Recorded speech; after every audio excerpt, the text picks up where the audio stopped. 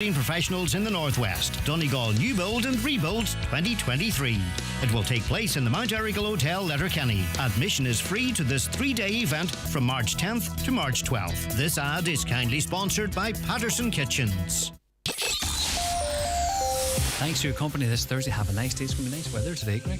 Getting chilly now next week. Do you know there's talk? Is it's that all? dry though. No, it is. It's you know how they're saying about there could be a cold spell coming? Do you know? There is, but no Arctic. If you see the papers try and make out it's going to be the beast from the east or some Arctic freeze. It's going to be chilly next week, but at least there's it'll no be snow dry. or nothing like that, is there? It could be wee bits of snow now. There's not an awful lot of moisture forecast, but there could be the odd bit of sprinkling. I wouldn't expect to see. But you don't mind the cold as long as it's dry, you know. Well, the heat in the house is the problem. If you need a hat. I need it gets a cold. thatch. You need a hat. Do you wear a hat? Do you? No. Do you not? No. Do your head not get cold? It's just like old leather now at this stage. Is it? Yeah. No, it is. It really is. Is it? Yes. All right. Okay. So I'll get a hat for next week, see if it improves the situation. Keith Fletcher has those great hats out there, so how the hell are you? Aye. Would you wear it? I would. If there's one going for free. Anything for free.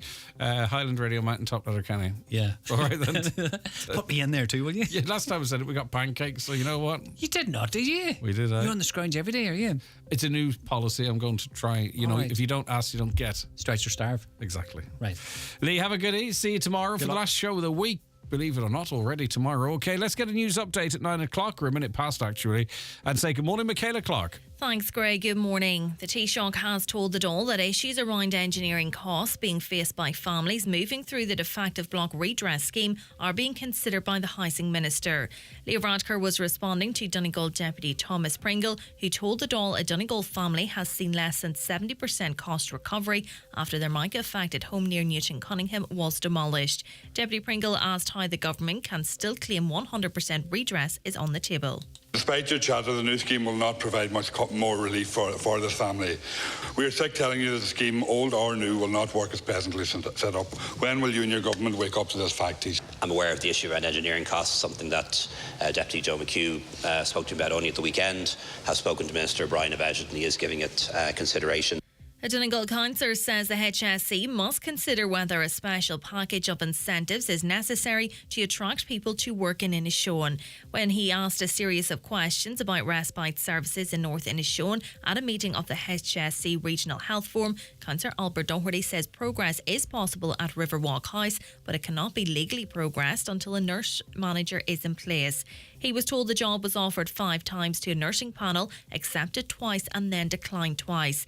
A new nursing panel is now in place and the post has been offered to another person. Councillor Doherty says this raises serious questions. I believe the HSE have to take up the gauntlet that is this void that remains here, and a full PR of what is available to prospective employees who take up employment. I think we have to ensure that it's attractive. Perhaps we must look at incentives as well that can attract the right people for the vacant jobs that presently exist. The Agriculture Minister says government will consider taxing the 2 state-owned energy providers if prices don't fall. Reports today suggest ESB Electric Ireland and Bord Gáis could face a special dividend used by the state to offset high bills for consumers. The government expects to see a reduction in homeowner bills in the near future. Minister Charlie McConlogue says action will be taken if that doesn't happen. We certainly hope that we're over the worst of that, and certainly in terms of the international energy markets, it's reflecting that. But we need to see that now translate to homeowners and to businesses. And if we don't, the government will consider all options to actually ensure that happens and ensure that nobody is profiteering in the back of the hardship that people have had to face in terms of energy, heating their homes and running their businesses over the past year. Weather now mainly dry today with sunny spells and well-scattered light showers. Afternoon temperatures of 7 or 8 degrees. That's all from Highland Radio News for now. We'll be back with news again at 10 o'clock. Until then, good morning.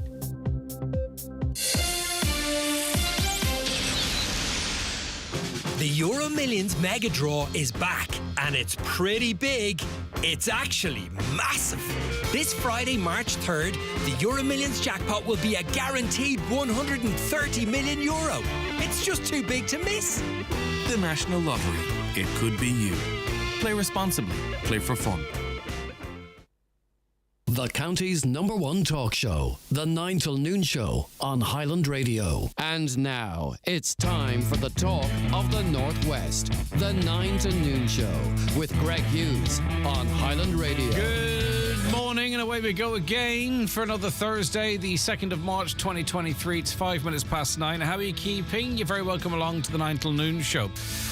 We have, as always, a packed show for you, and we want your views and your say. And if you want to raise an issue, you know yourself, 086 60 25,000, 086 60 25,000, WhatsApps and text to that number, or give us a call on 074 91 25,000. Emails to comments at highlandradio.com, comments at highlandradio.com, or you can hop on to your smart TV, your Fire Stick, your tablet or mobile phone, laptop, watch the show live on Facebook or on YouTube or on our website at highlandradio.com. I have a whole pile of papers in front of me today because it is a Thursday, busiest day of the week in our part of the world for newspapers. So let's see what's making the headlines on the front of and inside some of them. We'll start with the Tyrconnell Tribune. The Office of the Planning Regulator has proposed major changes to the Letterkenny draft plan submitted by the Council's planning unit in Lifford. During the 6 weeks public consultation period, 38 submissions were made across a range of interests. This process closed 2 weeks ago. The OPR has significant powers, and only the Minister for Housing can overturn decisions of the office. Details of the OPR recommendations and observations have significant implications in the area of land rezoning, housing construction, future road strategy, economic development, flood mitigation, climate action, obligation, and much more. Extensive coverage, as you can imagine, on the front of and inside on page 2 of the Tyrconnell Tribune. A lot of work went into that story for you today. On to the Donegal news now, and 4 of Donegal's TDs have vowed to send back a pay increase which came into effect yesterday. Wage packets of Oireachtas members and public servants have risen by 2% in a deal brokered amid soaring living costs. For TDs, that adds up to an increase of €2,000. It takes the basic pay before expenses of a deputy to an all-time high of €107,376. Your TDs are earning a basic salary of €107,000. That's up from the previous Celtic Tiger era peak of 106. So it's the most they've ever been paid. Both Donegal Sinn Féin TDs Pearse Doherty and Pádraig McLaughlin have confirmed that they will not be accepting the extra money due to the financial pressures being felt by the general public. Independent TD Thomas Pringle said he had rejected previous pay rises and would do so again. A spokesperson for Minister for Agriculture, Food and the Marine, Charlie McConalogue, said ministers annually hand back a percentage of their wages to the state, and that practice will continue. And I think that's it, is it? I don't see a quote here from Joe McHugh. I'll get to that, though. Maybe they couldn't get to speak to him, but I did read through the article, but now as I glance over, I can't see it. That was the Donegal news. On to the Donegal Democrat now, and as we were hearing on the programme yesterday, buildings at St Connell's Hospital in Letterkenny, which have not been used and have been lying empty for years, may be brought back into use under new plans. Over the last decade, the Health Service Executive, Capital and Estates have carried out a number of projects on St Connell's campus. The works include internal refurbishments, the roof coverings being replaced, re-rendering, and external facades and window repairs continuing. But as we heard yesterday, all the public want is the space to be used effectively and to make experience at Letterkenny University Hospital less crowded and more pleasant. You know, no talk, just do it. I think at this stage, is that where we're at? The Derry News now this morning. Railway passengers terrified by signal failure. A rail passenger said he was left terrified by the events surrounding an apparent signal failure in Belfast's Great Victoria Street train station. Speaking to Derry News, the man said he had taken the 5:38 p.m. Derry to Belfast train on Saturday. He added the train was delayed when we reached the end of the line because it had been directed into a platform from which there was another train waiting to pull out. It was pitch black outside, and all I could think of was, what if we hit that train? I was terrified. They had to reverse our train out, switch tracks, and come back in. We eventually pulled into platform 4. an awful tragedy, a rail tragedy in Greece, which is covered in some of the papers. We'll get to that a little later on. An incredible loss of life. 38 people died. It must have just been a horrendous thing to be involved in. But as I say, we'll reference that in papers later on. The Irish Independent today. State-owned energy companies like ESB face the prospect of a new levy on above normal profits to help households offset their soaring energy bills. Ministers are so far reluctant to haul in energy companies over their failure to pass on wholesale price cost savings to customers by reducing their bills. But new measures, in addition to the planned windfall tax on private energy firms to recoup some of the profits in the sector, are now being actively examined. Taoiseach Leo Varadkar has raised the prospect of a special dividend being taken from state-owned energy companies such as ESB, which is kind of interesting because he sat across from me here.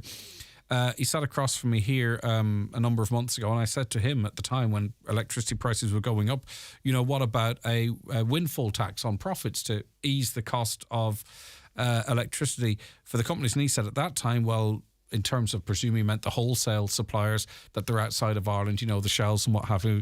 And, they couldn't really do much about it, but everything was on the table. And here we are months and months and months and months later, and we are still being screwed by the electricity companies, and we're still just talking about what can be done.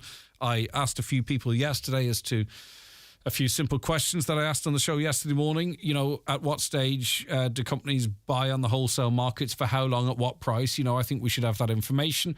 Are they now buying at lower prices? Do they wait till the higher price stuff runs out? Could they not do some sort of a medium between the two? It's all a big mystery as to, and who oversees what the prices are in the wholesale markets. Where's the oversight there? Can they just pick a price? Can they name a price? And then we have this ridiculous situation whereby effectively the price of electricity is struck at the most expensive rate, regardless of it being wind energy, solar energy. They all get paid, do they not? The one highest rate, which will be dictated primarily by gas, will it not? Crazy old system. And it's us, There's other stories today. 375,000 people couldn't pay their energy bills last year. 375,000 people couldn't heat their homes. And we've got energy companies, and I'm not going to keep on about it, but it's a disgrace. We've got energy companies making record profits literally off our backs. All right, the Irish Times this morning, almost 1,900 AIB borrowers secured private debt write-offs of more than 90% since the financial crash, the bank has disclosed in the wake of the controversy over former hurler DJ Carey's deal. The majority state-owned bank will tell the Oireachtas Finance Committee today that these deals were agreed outside the formal bankruptcy and insolvency process, where borrowers have fully disclosed their financial affairs and agreed to maintain a reasonable lifestyle. Jim O'Keefe, AIB's Managing Director of Retail Banking, will say in an opening statement to the committee that a further 4,300 borrowers had their debts reduced in approved personal insolvency arrangements, a post-crash mechanism that allows people escape unaffordable loans. Now, the devil will be in the detail, of course.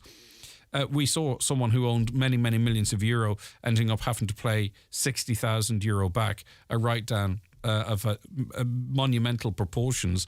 There are others that have availed of write-downs, but what's the mechanism? Who qualified?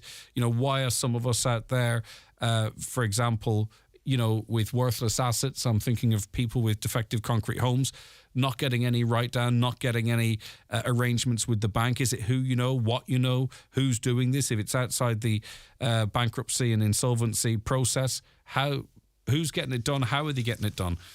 Again, hopefully, a lot of those answers will be questions asked today and answers forthcoming.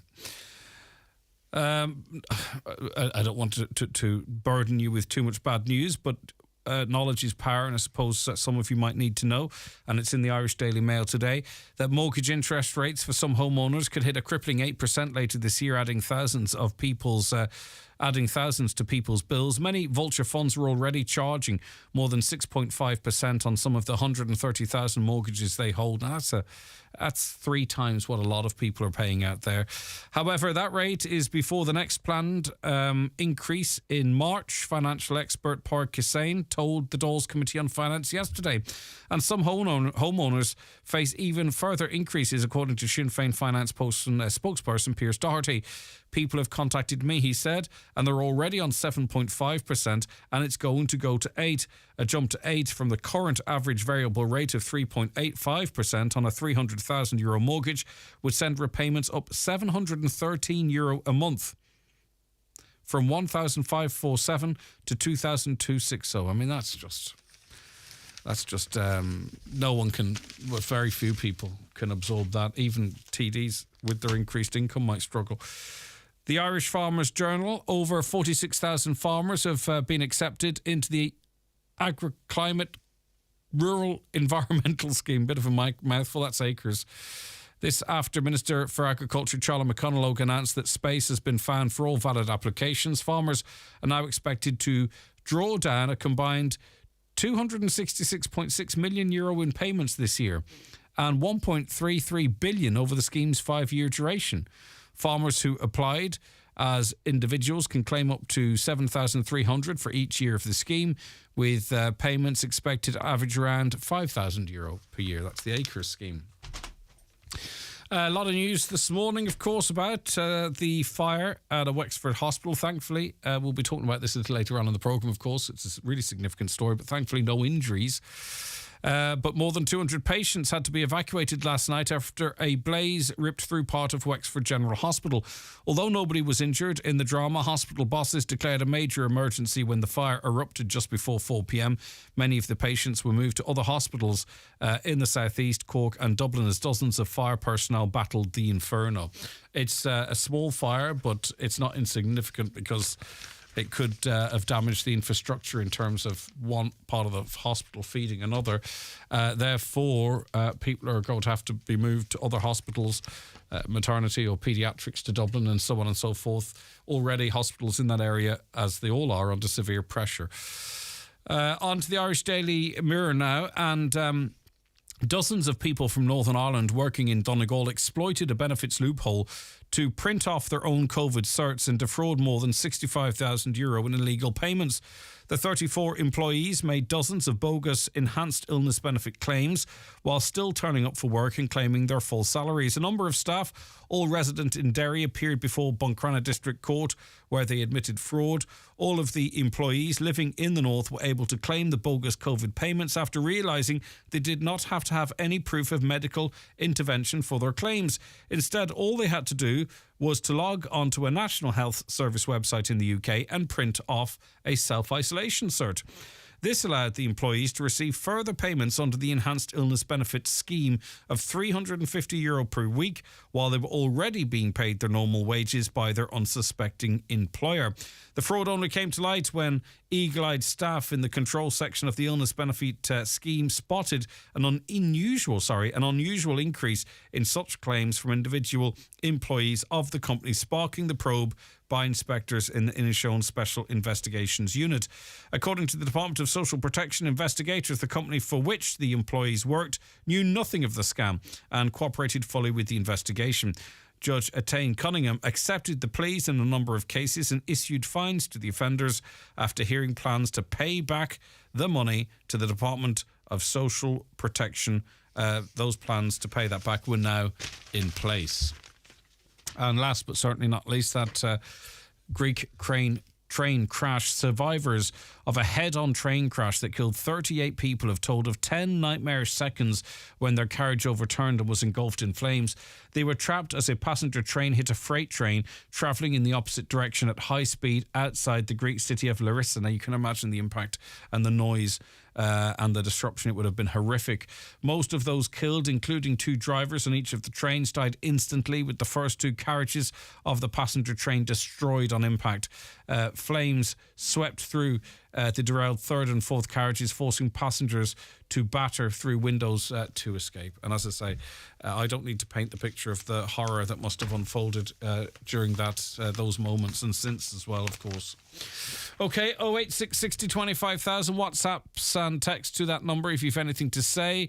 07491 25,000 if you wish to give us a call, and hop on our social media via any of your devices, Fire Sticks, smart TVs, tablets, laptops, or whatever, if you wish to show and see, if you wish to watch, and you'll see many of the guests on the show as they join us. The newspapers are courtesy of Kelly Centra Mountaintop Letterkenny, the 2022 C-Store National Off-Licence of the Year. We can all see how conflict affects energy supply and prices. More than ever, we need to be mindful of how we use energy. By reducing your use, you can save money and lessen the impact. Here's how. Only heat your home to the temperature you need. Use appliances efficiently. And where possible, outside the peak hours of 4 to 7 p.m. Consider walking, cycling, or public transport for short journeys. Drive at lower speeds where safe to do so. Government advice and supports are available for homes and businesses to help you meet this challenge. Find out more at gov.ie/reduce your use. Brought to you by the Government of Ireland. Floyd's Restaurant, Ballymagorry, Strabane. 2-course express menu, Monday to Friday, 5 p.m. to 9 p.m. Only $18.95. 7-day weekly a la carte menu, euro for pound. Now taking bookings for Mother's Day and Sunday Carvery. 2 courses, only $15.95. Check out our party packages and great deals at Floyd's Restaurant, Ballymagorry, Strabane. Choose life. Choose fun. Choose not sitting at home getting bored. Choose something better. Something really fun. Choose Fundamania. Coming to the Brunswick Movie Bowl from March 3rd. Choose regular, junior or family wristbands and enjoy some of Europe's top thrill rides. Choose fun for all ages. A legendary Fundamania event, 3rd to 19th March. For details, see fundamania.co.uk. At On Post, we believe in the power of words to change lives. Right now, 1 in 6 adults in Ireland have difficulty with reading and understanding information. This limits their opportunities in life. That's why On Post supports the National Adult Literacy Agency's work to improve adults' reading and writing skills. We're also enabling volunteers to tutor primary school students with our On Post Time to Read programme, delivered by Business in the Community Ireland. And today, to celebrate World Book Day, we're working with Children's Books Ireland to deliver thousands of books for free to children. We're creating opportunity for all, so everyone can leave a mark. On Post, for your world. Now, motorists in part of Inishowen are going to face a significant detour this month for what I imagine are essential works if they're going ahead in and around the Muff area. To find out more about this, we're joined on the programme by Councillor Terry Crossan. Terry, thanks for taking the call today. Hi, Greg, and thank you for having me. Now, what's going on here? I mean, obviously there's going to be quite a good bit of local knowledge there, but this is a popular route for people maybe from a little outside the area. So what is going to be happening over the next month? Yeah, absolutely, Greg. From approximately the 27th of March until maybe the 7th or 8th of April, there will be significant works going ahead on the main street of the Muff village. Now, it's a project that myself and indeed other councillors prior to me coming on the council have been trying to get on a project, and now that we have it, it's going to be a very welcome piece of work. It's a very essential piece, and obviously it's not going to it's going to inconvenience some people. Now, I put the information out there about a month ago on my social media that the idea was for the works to be completed overnight and that there would be road closures. At that point in time, I didn't get any negative responses, but I advised people that there would be a notice in the local papers and that people could have an opportunity to object. Now, I know there have been a number of objections, and I think that the Donegal County Council have to take those on board. And what I would like to see is the Donegal County Council engage with the objectors and possibly explore other options if there are other options. I don't know, but I think that because let's say that, Terry, because I mean, listen, I think everyone understands that for things to improve, there's going to be some inconvenience. Do you know what I mean? That the old omelette and eggs and all that kind of stuff. That being said, it's a tough pill to swallow for some, and I don't know. I presume thousands of people use this road on a daily basis to have a 70-kilometre detour, effectively via Bridge End. Are there no alternatives? No alternative routes? No. Well, Greg, yes? that 70 km detour pertains to large HGV traffic. Right. Okay. Smaller traffic can avail of other more local roads. I mean, a car coming from Quigley's Point could go up the Calhame Road across past Iskeen Chapel and come out at Lenamore and totally avoid. And pardon my ignorance, Terry, that road is suitable for two-way traffic? Yes, it is. Yes, it is. Right, so it's particularly then the HGVs that are going to be inconvenienced. Now, normally what we see is maybe one half of a road being done, a stop-go system, allowing traffic on the other side and vice versa. Overnight works also often are employed. Why, as far as you can determine at this stage, Terry, why are those options not on the table? Well, as far as I'm concerned, and my information to date is that on previous occasions, that system had been in place and caused huge traffic backlogs, almost as far back as Quigley's Point and from the north way beyond the Culmore. So I think it's something that has been talked about between the engineers in the Donegal County Council and the contractors. Now, my information is it's going to.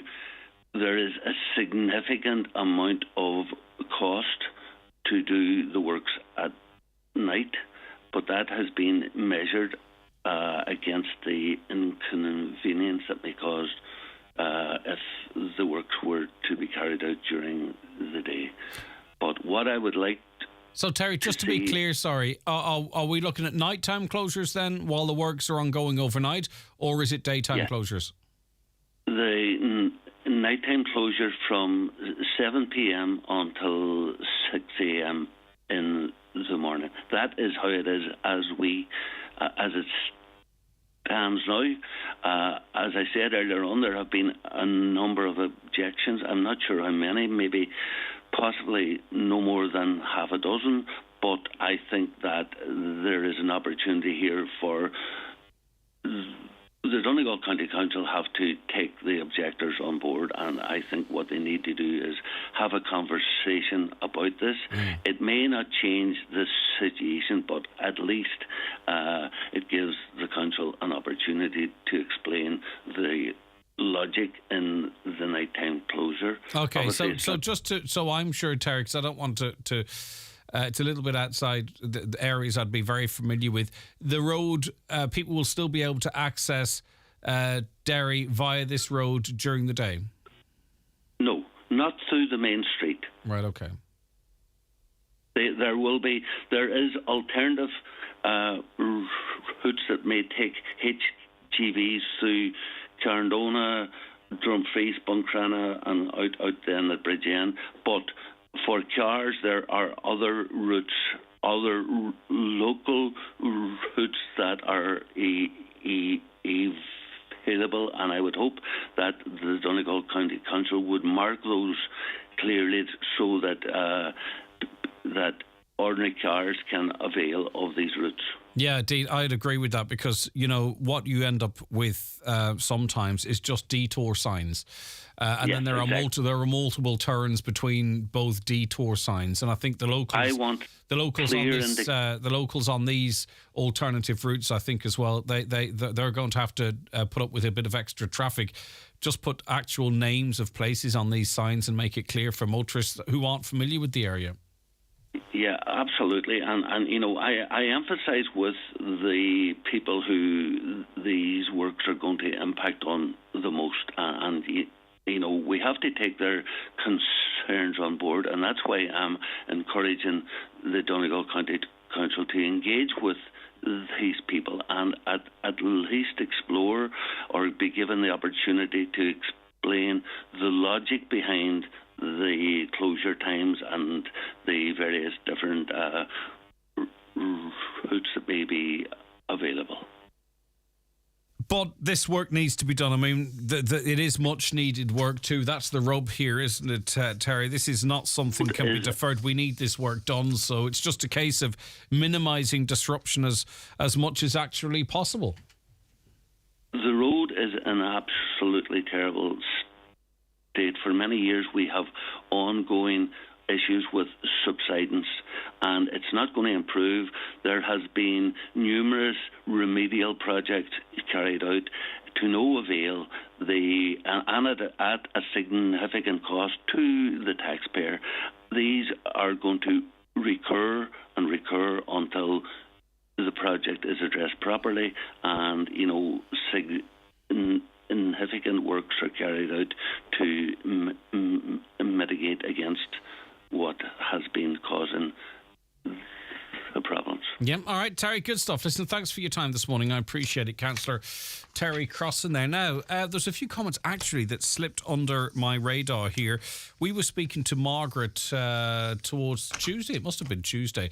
Margaret was on with us and articulated very well and very clearly her displeasure at cash not being available, not being accepted, at the turnstiles for some games, GEA games, and that this was an inconvenience for, firstly, a lot of people that like to use cash. There are many of you out there, and I know that, and rightly so, and it's good to see the government recognising that and working on plans to make sure that your cash is accepted. But it's not accepted by the GEA for certain games, it seems. Well, we know it's not. I'm not sure if we had a response from the GEA since on that. I'll double check with Caroline. But here's some of your comments in support of Margaret. In response to Margaret Reid GEA, I agree with her. They should take cash, respect their supporters. It is the norm now. No cash, but no thought for older people. Cannot even get on a bus unless it's booked. This is all slipped in with the excuse of COVID. Yes, indeed, the bus is another significant problem.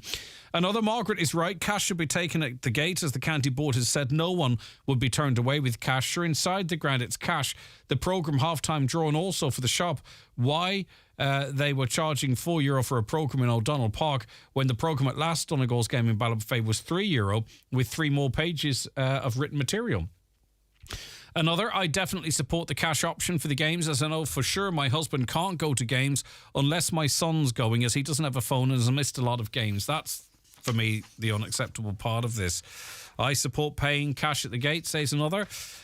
Tickets for inter-county games can be bought in SuperValu or centre stores. That's coming in from Pat, but as I understand, Pat, and you're quite correct, but not everyone is close to them either. So, you know, rather than being able to pay for cash at the gate, you might have a 15-kilometre round trip to your local SuperValu or Centra store. They do great work, don't get me wrong, but again, that's not really a solution, is it? The most definitely should be cash received at the turnstile at the football matches. I'm 46 years of age and still hate booking things online, as do a lot of people, not just the elderly. Paying cash or card should always be an option. Totally agree with Margaret, says a couple more. And last one for now, I totally agree with Margaret. Cash is legal tender. I'm in my 40s. We sort of, obviously, you know, we might highlight the particular inconvenience for a certain group of individuals, but lots of people only want to use cash. They don't trust the cards. They're afraid someone's going to come with one of these portable machines and tap their back pocket and take their money. I'm not saying that happens routinely, but I mean, a lot of people might have those concerns and want to hold on to the cash in their wallet. But the direction of traffic seems to be away from that. We'll keep on that subject and we'll continue to try and get an answer from the county board as to the justification. I think one caller made a good point in that cash is accepted elsewhere within the ground. All right, so where's the logic? Back with more shortly. Watch the show live now on YouTube, Facebook and at highlandradio.com. Are you involved in a community or local project with a digital element? You could be eligible for the .ie Digital Town Awards. Visit weare.ie by March 3rd to enter. Nutrius XL Yo with lamb and Nutrius Yo with lamb crunch are both formulated to ensure a vigorous lamb and excellent milk yield. Avail of our lambing season offer. 25 kg bags, buy 10, get one free, with €10 off per tonne in bulk. Available at your local Homeland store. Visit nutrius.ie for full nutritional information. What does the green economy mean for your business? How can you unlock your business digital potential? The Department of Enterprise, Trade and Employment is holding a free Building Better Business event on Friday the 3rd of March at the Atlantic Technological University in Letterkenny. The event will highlight the opportunities, the challenges and the government supports that can help you navigate your green business journey and boost your business performance through digital transformation. Come along and build a better business. To register and to find out more, visit enterprise.gov.ie. Okay, we're joined on the programme now by Maura Ní Mheiriceú, who is the chair of the Irish Self-Catering Federation. Good morning to you, Maura. Thanks for joining us today. Thank you, Greg. Good morning. Right, we are talking about new legislation which the government are working on. It's targeting short-term rental properties. I think pre-Christmas, it was particularly in rent pressure zones, but sort of over that holiday period, just before it or shortly afterwards, this the blanket has been thrown wider. This is all self-catering. This is all sort of short-term rentals. We're talking Airbnb properties here, I think, for the most part. Other providers are available, but that's what we're talking about here, Maura, isn't it? It's actually more than that, Greg. It's self-catering, it's B&B, it's if you've got a boat where people can sleep on, if you've got a glamping, if you've got a yurt, if you've got a cabin, if you've got self-catering on hotel grounds, all of it is covered. But mostly this is advertised on Airbnb, isn't it? No, it's all advertising. So in other words, there are three main companies in the Irish market, Airbnb being the best known one, but there's also Expedia and Booking.com. Yep. So if you advertise in any of them, it affects it. You mentioned bed and breakfasts. You mean all regular bed and breakfasts would... If they have more than 4 rooms. If they have under 4 rooms, they're not. They have to register, but they're not affected in the same way by this legislation, because the self-catering people will have to apply for a planning permission to be designated self-catering, and that comes with quite a lot of complications. The first one is that if you get designated self-catering, you're devaluing your property, and you may not get the designation back as to, say, a long-term house again. So in other words, if you've got granny's house that you're renting out for some years in the hope that the kids are going to come home, well, if you get this designation, it may not be possible because it becomes a short-term rental. The cost of it could cost between 3,000 and 5,000 per house to get this designation, and people aren't earning that much money from their self-catering rentals. So the planning is the big issue for us. We do want to register because it will quantify the number of properties we have in the country, and I think that's a good starting point. But I think the need for planning permission as well is just not, I was going to say too complicated. It's completely disorganized where the Department of Housing is concerned. Yeah, but is that not by design rather than accident? It's clear they want to disrupt this short-term letting market so that more of these properties become available to long-term renters. Like, whether or not that's justified, that's the aim here. They're not going to try and streamline it and make it easy, because that's not really the end game here. True. But if somebody's needing a house in Dublin, they're not going to be very happy to be told that they've got a house in Gweedore or somewhere else in Donegal. It is not much good to them, because the housing crises are in the urban areas, and we do see that there is a need within the urban areas, the rent pressure zones, for a very controlled housing stock available in the self-catering sector. Not closing it down completely, but it does need to be managed and controlled. Okay. But in rural and coastal areas, this rule should not apply. Right, so can we go through an example too, if you don't mind, so it's made very, very clear, right? So let's just say I have a 2-bedroom property overlooking the sea, And currently, I'm advertising it on, we'll say, Airbnb. I don't want long-term renters in there as such. I don't want, you know what I mean? I just am making quite a few bob out of this because it's a nice long holiday season now and it's a good income for me. I invested in this property. I don't have one, by the way. I invested in this property, right? This is my, this is my pension or whatever it might be. Yeah. So up until now, pretty much unregulated. Obviously, I've had to pay the tax and all that kind of stuff, insurance and everything. Up until now, I've been making quite a few bob out of this over the summer and the occasional weekend here and there, maybe when the rally's on. So for me to continue to do so, I'm doing it for over 21 nights. So for me to continue to do that, over 20. Yeah, in other words, I'm renting it out loads of the time, right? The whole summer it's booked out. So if that is me, what happens next then? Like, what will I have to do to comply with new regulations as they are laid out at the moment? Okay, so the first thing I'd have to say is if it's 21 nights consecutively, if it's more than 21 nights consecutively, it doesn't bother you. If it's under 21 nights for any booking, it does affect you. Well, let me just say then, and then we'll continue with the analogy.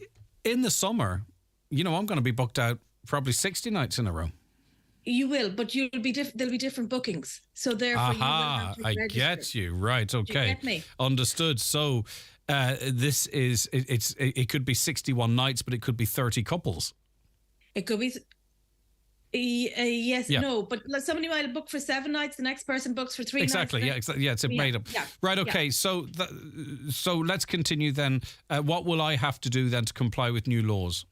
Okay, so before I get to that, I have to say that of the people that we have as our membership, 45% of them are used as family or farm income already. They are using it to support their retirement fund, like 35%. And then some people are using it for college fees and for other reasons, right? So it's not just to make to pay for the house or to make a profit. So that's the first thing. The second thing is the majority of the owners that we have would be women over 45, and they're using it as part of their income because if they've taken time off to have children, they don't have necessarily much of a pension plan. So by this regulation, if it comes in, they will have to register on the registration system with Fáilte Ireland, and then they will have to, within 6 months, get planning. And that is the problem. Now, also the problem with that, before you go on, listen, at the end of the day, you're not going to get planning in, for example, in rent pressure zones. That's what I was saying right from the beginning. They can say, hold on, we can't give you planning because there's a high rental need. Now, that's right across the country now. So really, how many of the thousands we're talking of are going to get past that first hurdle? Well, we have been talking to the Department of Housing for over a year. It seems longer, on reasons why people in rent pressure zones should be allowed to continue in business. So if they've been 7 years in business, if it was built as part of a group scheme, if they've diversified as part of farm income, we have about 20 reasons why in the rent pressure zones they should be allowed to continue.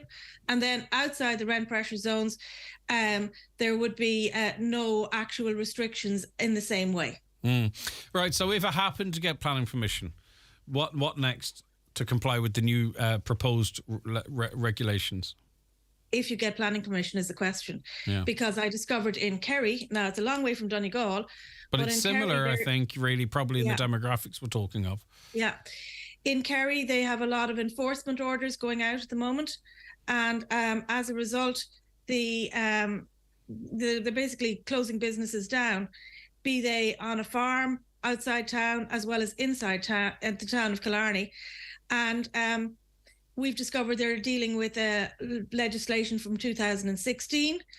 The rent pressure zones came in 2019, but there were no advice or guidelines with them at that stage. So they're dealing with, they're closing businesses down based on out-of-date guidelines. I don't know what problem they're trying to resolve here because, a lot of these properties, if people are they might be sold. I don't know if they're sold or not. But also, too, at the moment, the government's going around taking over a lot of these properties to house refugees, for example. They're also looking for thousands of houses to accommodate people that are currently in hotels. Like, the general public could feel that, and this is not anti-refugee or anything like that, don't get me wrong, but this is the current problem.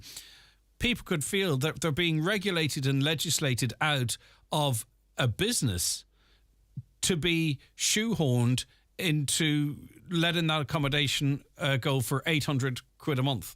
Yeah, exactly. And I mean, that's a lot less than the hotels are getting paid for the same people coming to stay in them. And Donegal and Kerry are in a similar position where a lot of the hotel accommodation is already gone to the refugees. And we have no idea when that's coming back into the market.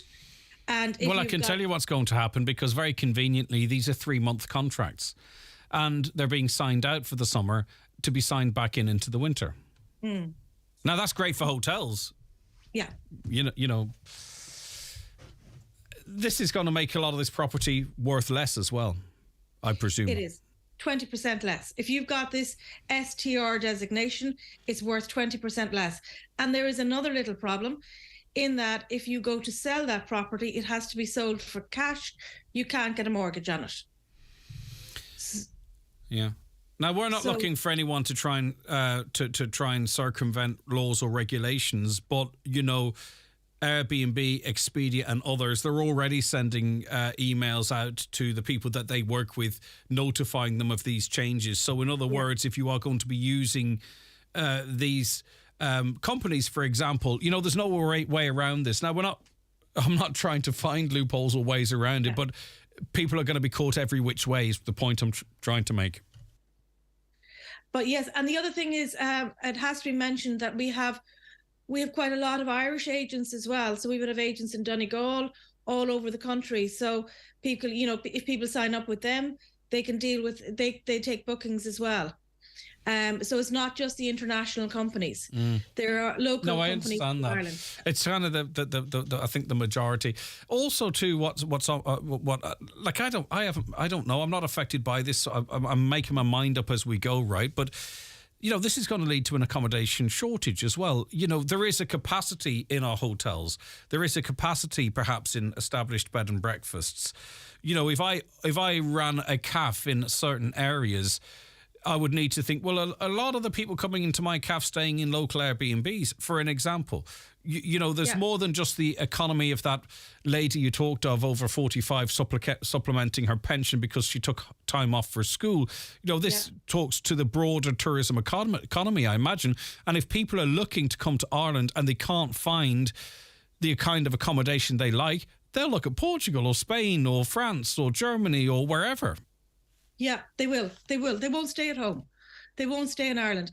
And like for most of us, the domestic market makes up at least 50% of the customers that we have. And they're very important to the local community as well, to the shops, to the cafes, the activity providers, the visitor attractions. All those earn money from the people who come into the area. And if they're not there, the downstream job losses will be huge. Yeah, like, I mean, I think that this would make an awful lot of sense if we were way over supply versus demand, or if these houses might actually end up being long-term rentals, because we do have a housing crisis here. I'm not convinced at this point, with the various conversations I've had, that this is actually going to ease that problem. Finally, what about if you own your own house, right? I've got a house, 5 bedrooms, 4 bedrooms or what have you. The family have fled the nest or whatever it might be. And I rent these rooms out. I think really kind of what the likes of Airbnb was right from the get-go. Yeah. Rent out part of your house. Do I escape these regulations in doing so? No, you still have to register. And apply for planning permission to be a short-term... No, you don't have to apply for planning permission in the same way. Okay. There's a slight difference there. Yeah. The problem is you're going to struggle finally, Maura, in making this argument, because the argument will continuously be put to you that we're in a housing crisis and we need to house people, and these are people who have got loads of money and are creaming it as is. You know what I mean? The argument against what you're probably looking for is going to be pretty strong. So do you think this can be resisted? Well, we had a lot of support from our rural TDs and senators in the Dáil. They have a serious understanding of what the situation is. We had a meeting in Killarney on Monday night, and it was the councillors who came up with the solution to what the problem was in Kerry. So I think we have we're working hard to change this legislation before it becomes law. Okay. Yeah. Anything you want to add finally, Maura? Well, if anybody wants to join the Irish Self-Catering Federation, they can contact us at iscf.ie or phone 086 178 5654. Thanks for your time this morning. Take care. Bye-bye. Thanks very much. Bye-bye. That's Maura Ní there. So if you're going to rent out your accommodation on the likes of Expedia, Booking.com, you are going to have to register with Fulcher Ireland, and the companies are working with the governments on this, by the way. And that's how you're going to reach your customers. There's no point putting it in the local paper, because people down the country or across the water are not going to see it. And by registering them with Fulcher Ireland, they have that database, and then you have to apply for planning permission. In certain areas, there's no chance you're going to get it, because it's not going to be about the structure of your building. It's going to be to do with things like housing needs in the area, and there's a great housing need. But maybe many of you out there think that, you know what, this is what needs to be done here. We need these houses for long-term renters.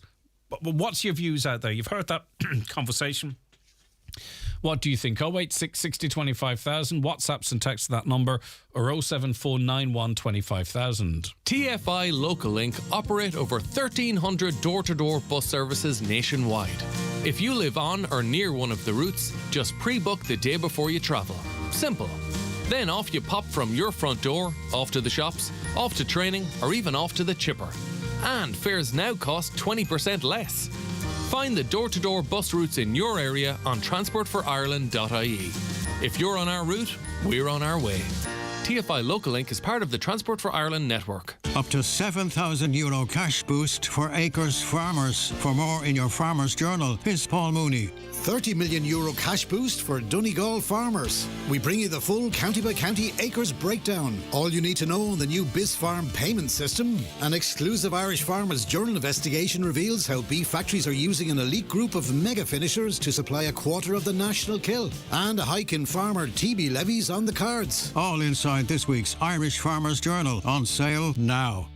ATU Donegal's Open Day takes place on Saturday 4th of March from 10 a.m. to 2 p.m. on the Letterkenny campus. If you're a Leaving Certificate student, a mature student, a parent or guardian, thinking on a postgraduate degree, or interested in upskilling or reskilling, then come along and discover all that ATU has to offer. Special guest on the day, Donncha O'Mahony, will give a talk on Leaving Certificate guidance and study tips. Bring the family along and enjoy fun, games, music and a complimentary burger bar on the day. Saturday 4th of March, don't miss it. See ATU Donegal socials to register. Highland Radio weather updates with Ireland West Airport. From March 26th, Aer Lingus will operate a daily service to London Heathrow, providing onward connections to 80 plus destinations worldwide. Ireland West Airport. Don't just take off, take it easy. Okay, let's have a look at that weather forecast for this Thursday, and I can tell you that mainly dry today with sunny spells, well scattered light showers. This evening will be largely dry. Afternoon temperatures 7 or 8 degrees with light easterly breezes. Good morning, Finola. Good morning. My complaint is that I cannot get a booking to renew my driving licence.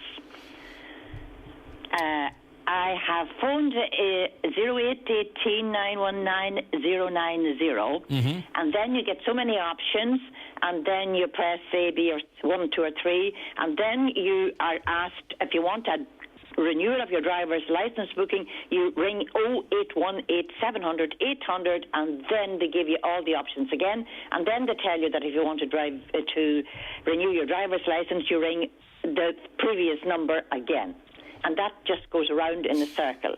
So that I cannot book my driving license renewal for on the phone. Then they obviously are trying to encourage you to go online, but you either can't or don't want to do it online. You want to ring up and do it over the phone. And they're sending you into this matrix, this circle. I actually can't do it online because I haven't got a computer. Mm-hmm. No.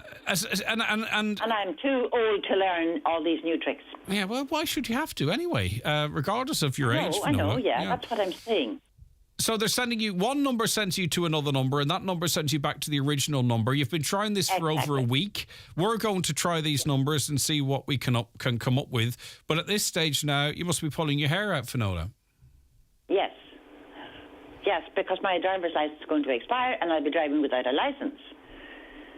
And the same thing, if I wanted to go on the bus, the same thing applies. I can't book a bus on the phone. I have to do it online. There's a serious issue there as well because... So I am basically trapped in the house. Yeah.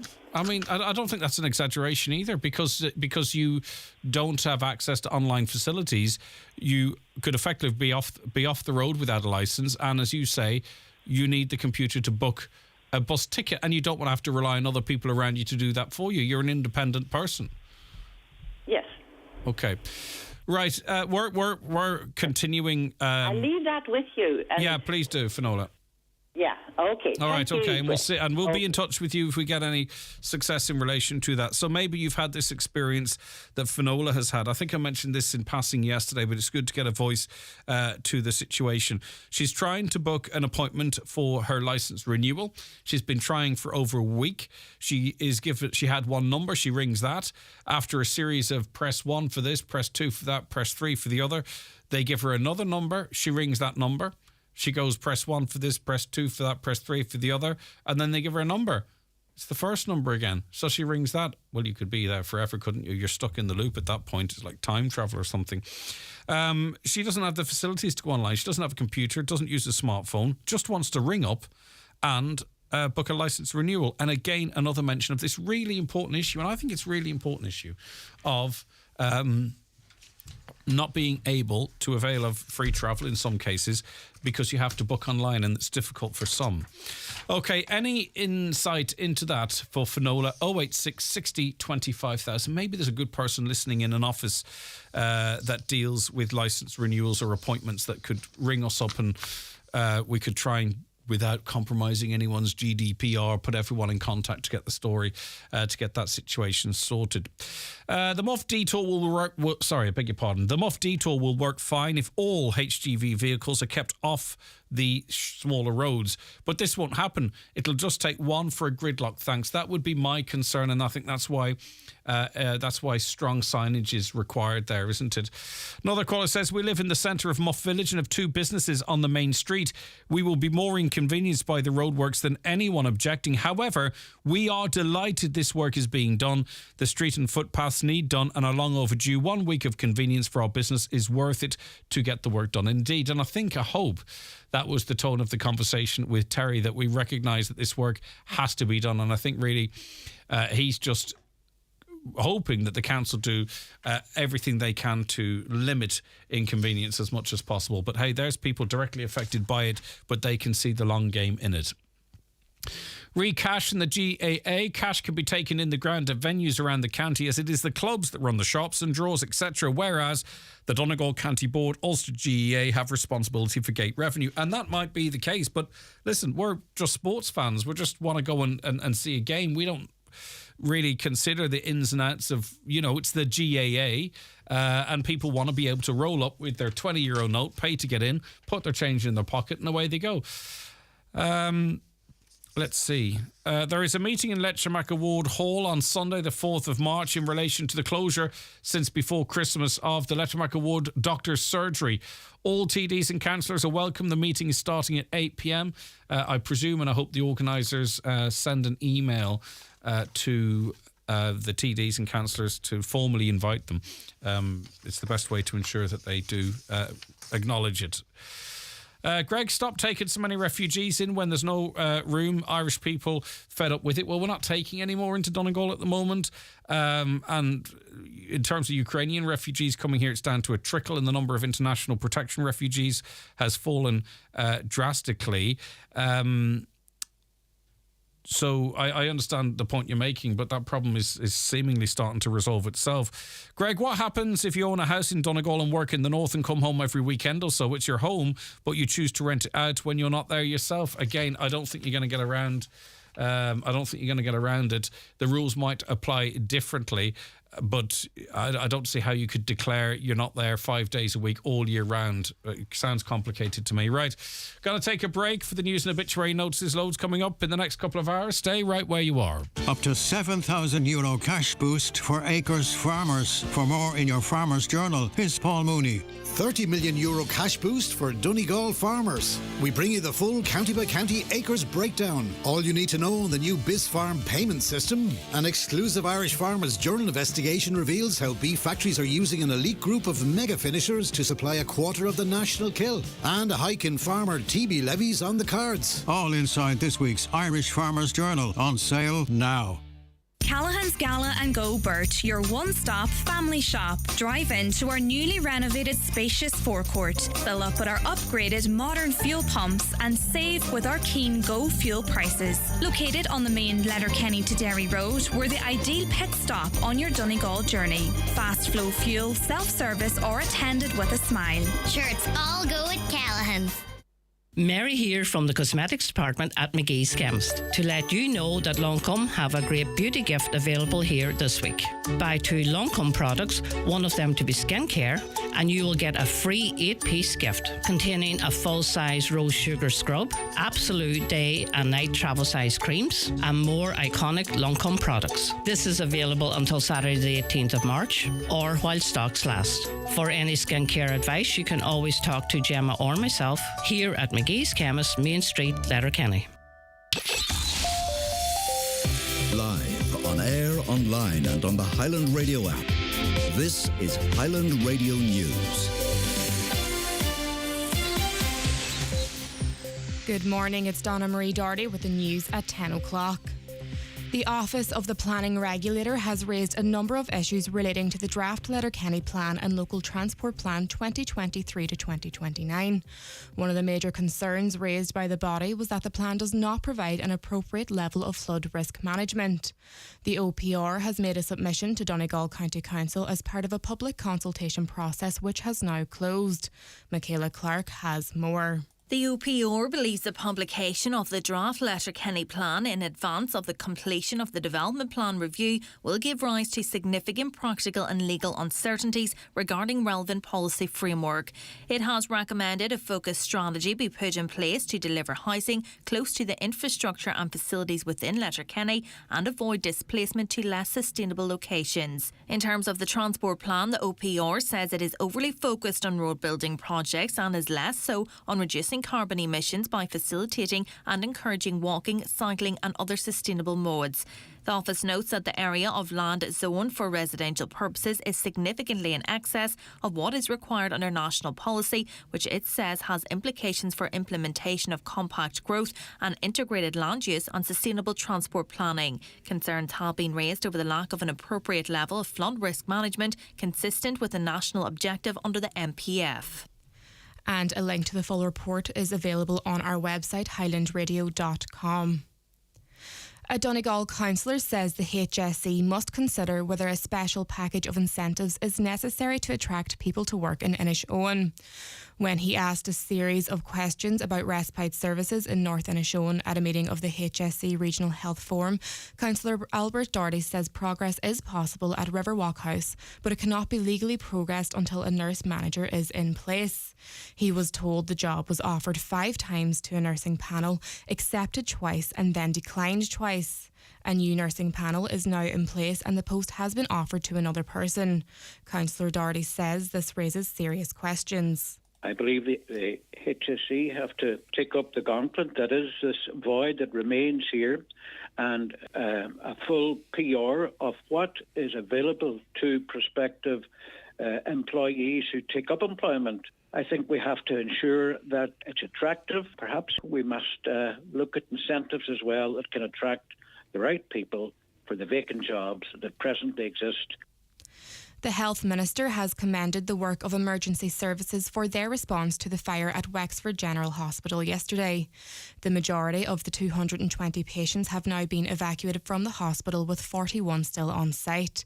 Plans are still being worked out by health officials, but it has been confirmed that the hospital's maternity services will be temporarily transferred to University Waterford.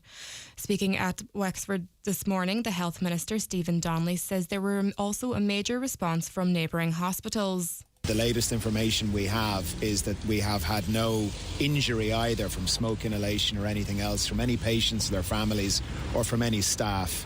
I've spoken with the senior team here on site, and they are emphasising the extraordinary response that they have seen from the emergency services.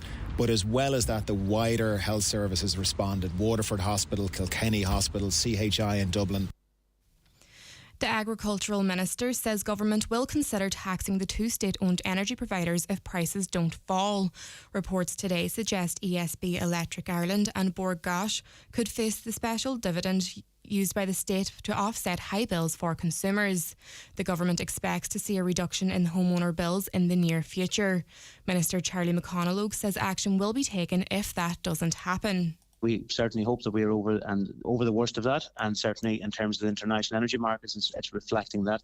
But we need to see that now translate to homeowners and to businesses. And if we don't, the government will consider all options to actually ensure that happens and ensure that nobody is profiteering in the back of the hardship that people have had to face in terms of energy, heating their homes and running their businesses over the past year. And now for weather, mainly dry today with sunny spells and well scattered light showers. Afternoon temperatures of 7 or 8 degrees. That's all for now, but we'll be back with more news headlines at 11 o'clock.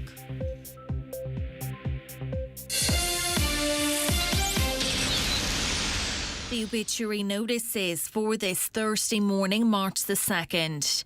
The death has taken place of Seamus Behan, Ashling, Butcher Street, Lifford, reposing at St Patrick's Church, Murlough, Lifford from 5 o'clock this evening. Requiem Mass tomorrow morning at 10 o'clock, followed by interment in St Mary's Cemetery, Melmount. Donations in lieu of flowers, please, to the Donegal Hospice, care of Quigley Funeral Directors. Requiem Mass can be viewed live at clonmelyparish.com.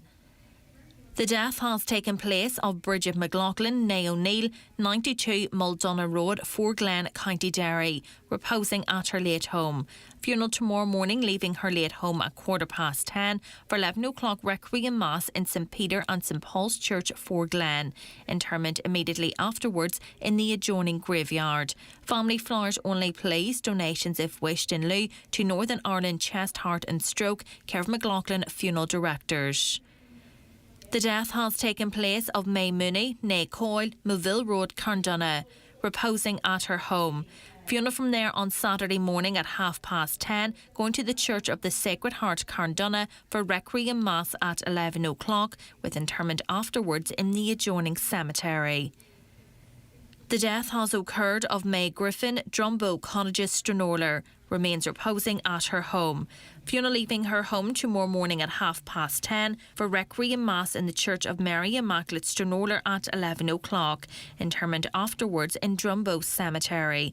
The Requiem Mass will be streamed live via the parish webcam. Donations in lieu of flowers, if so desired, to the Patients Comfort Fund, St Joseph's Community Hospital, care of any family member. Family time from 10 o'clock tonight and before the funeral tomorrow. And the death has taken place of June Logue, née Anderson, Strabane and formerly of Hamilton, Scotland, reposing at her daughter Colette Logue's home, 91 Ballycolman Estate, Strabane. Funeral from there this afternoon at 12:30 for Requiem Mass in the Church of the Immaculate Conception, Strabane at 1 o'clock, followed by private cremation afterwards in Lakelands Crematorium. Family time please until 11 o'clock this morning. The Requiem Mass can be viewed live on mcnmedia.tv. For more details, including any family health guidelines for wakes and funerals, please go to highlandradio.com.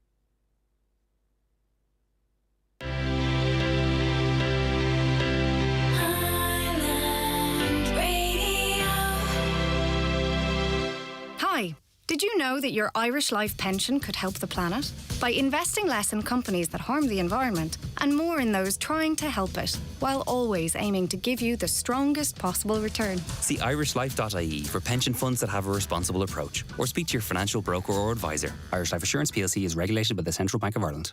With all the stories that matter across the Northwest, it's Greg Hughes on the 9 to Noon Show on Highland Radio. Great to have you back listening for the second hour of the programme. Good morning if you have just joined us. A caller says, if the doctor passes you a medical cert for your licence can be valid for 3 years. It doesn't have to be every year, of course, but we don't know if Finola is at the end of the 3 years or whether her doctor might pass her for 3 or not.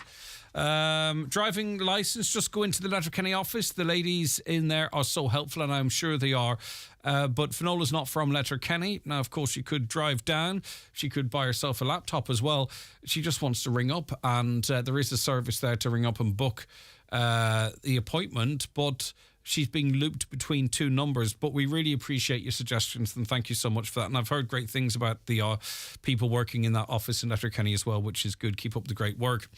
A caller says, if you rent 2 rooms in your 3-bedroom townhouse to nurses, self-catering for the foreseeable future, do you have to register that rental? Do you need planning permission? No parking facilities with this rental. Now, if you rent to the same people for over 21 days in the calendar year or in consecutive days, from my conversation we had with Mura, is that no, this might not apply to you because you're providing long-term accommodation to important workers there.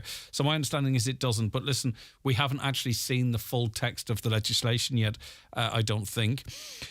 Caller says, even if you go to book online with an older person's card for a local bus company, they charge you a booking fee. There never used to be a charge with our pensioner card when you didn't have to book online. I'm not sure what the story is with booking fees. Whether or not the government provides enough money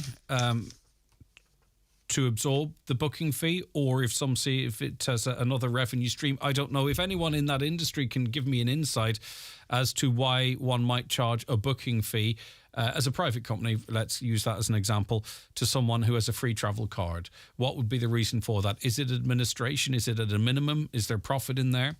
A caller says, if you own a property, it should be your own choice to let it short or long term as you wish. Otherwise, if you're told what you can and can't do with it, what value has your title deeds got? It's a tough one, right? Because I understand exactly what you're saying. This, on the face of it, does feel like an overreach by government. But government, perhaps arguably no government, could ever build enough houses to satisfy all housing needs. So what about the rights of people to be able to rent, particularly maybe in their local area? Are they competing rights to those who want to do whatever they want with their second properties or even their principal property? It does feel like people are being coerced into using their property a certain way, which feels I feel a bit uncomfortable with that, but I also have to recognise that there is a huge property need there. So I'm always open to learn, to be educated. I want to hear your views. You're listening, get your phone out. Even if you've never texted a radio station before, you don't just come on air or whatever. It's just to have your say. Text 086 60 25,000. WhatsApp that number. You know, you're going to be telling someone in the van beside you or in the office or in the house what you feel. Share it with the entire northwest of Ireland here and the tens of thousands that listen to us outside the county as well. Through streaming platforms or whatever. Your view's really important, and we genuinely do want to hear it. You know, lots of shows don't read listeners' comments. We do it purposely because it helps us, I think, helps us to keep our finger on the pulse of what people are feeling out there. Maybe you guys can answer A question. On average, €70 per night on refugees in Ireland, documented or undocumented. Only documented should be here. That's $3 billion a year. We have an average of 148,000 over 80s in Ireland. They could use that money and have their bills paid, heat, electricity, shopping, Visa card or something, but we're leaving them in the cold and afraid to eat. They served their time. They should be on a pedestal and no worries. Why not? We can afford it by the look of it. You see, I understand exactly where you're coming from, okay? And I understand that some people have issues with us looking after refugee people coming here. But the obvious argument here is as well, okay, that a lot of them want to come here and work, and a lot of us want to leave here and work elsewhere, and you can imagine if there were, and we've seen it in past, if there were anti-Irish sentiment in Australia or Canada or America, where our young people are going to be welcomed with open arms, and you could say, yeah, but they're working, yeah, but they're also taking houses in areas that have homelessness. Do you know what I mean? If we wanted to drill down in that, we could sort of say, well, you know. But I accept that, and I'm not being critical of anyone going to another country. But secondly, and this is the really important one, secondly, regardless of your views on our refugees, be they Ukrainian or international protection refugees, please don't think for 1 second that if we didn't help these people, that money would in some way be ring-fenced to help poorer people here, to help older people here, to alleviate electricity bills here. There is enough money in this country, dependent on how it's spent or who's given it or who's taxed and who's not taxed. There is more than enough money in this country to meet our international obligations to which we've signed up to as it relates to refugees, but also to make sure that those 375,000 homes that went without heating last year don't, that older people are well looked after, that they can go to hospital and not sit in a chair for 12 hours. Their money is there. Money is not being robbed from those services to look after the refugees. Now, some would want you to believe that, but we all know our hospitals were banjaxed in terms of overcrowding, and this is no slight on the workers. You know what I mean in terms of all the issues for years, long before the last couple of years. Older people had to go out and march in the streets for certain entitlements. You know, there's always been a high level of poverty, particularly here in Donegal. I don't think it's even worsened, but it's always been there.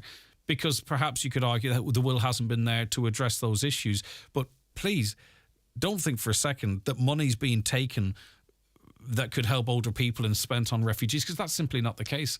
Some of that money's coming from outside the country and so on and so forth. There is enough money here to look after the people that you talk of in your text. And I really appreciate the text, but, you know, let's think freely for ourselves. Let's really break out and think for ourselves. You don't have to listen to me. You don't have to listen to a particular Facebook page. You don't have to listen to RT, whatever it might be. Listen to all of it, and in somewhere in the middle, and I try and find that middle as much as possible on this programme, is the reality.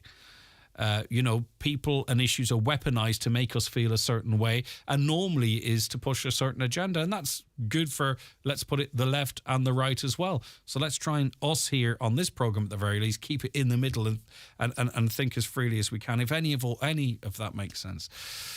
Oh my God, such crookery about the ones claiming the COVID payment. We knew this happened, and thank God they were caught and got their day in court. Scandalous. Thousands more got away with it. I think really it was the cluster, wasn't it? That was the problem there. All right, back after the bingo numbers. The county's #1 talk show, the 9 till noon show on Highland Radio. It's time for NCBI Bingo on Highland Radio. It's Thursday, the 2nd of March, Jackpot Day. You're playing for the jackpot prize of €15,000 on the pink sheet. The reference number is S4. It's game number 9. The jackpot number is 17. This number can come out in any position from the next 10 numbers drawn. And now, here are your daily numbers.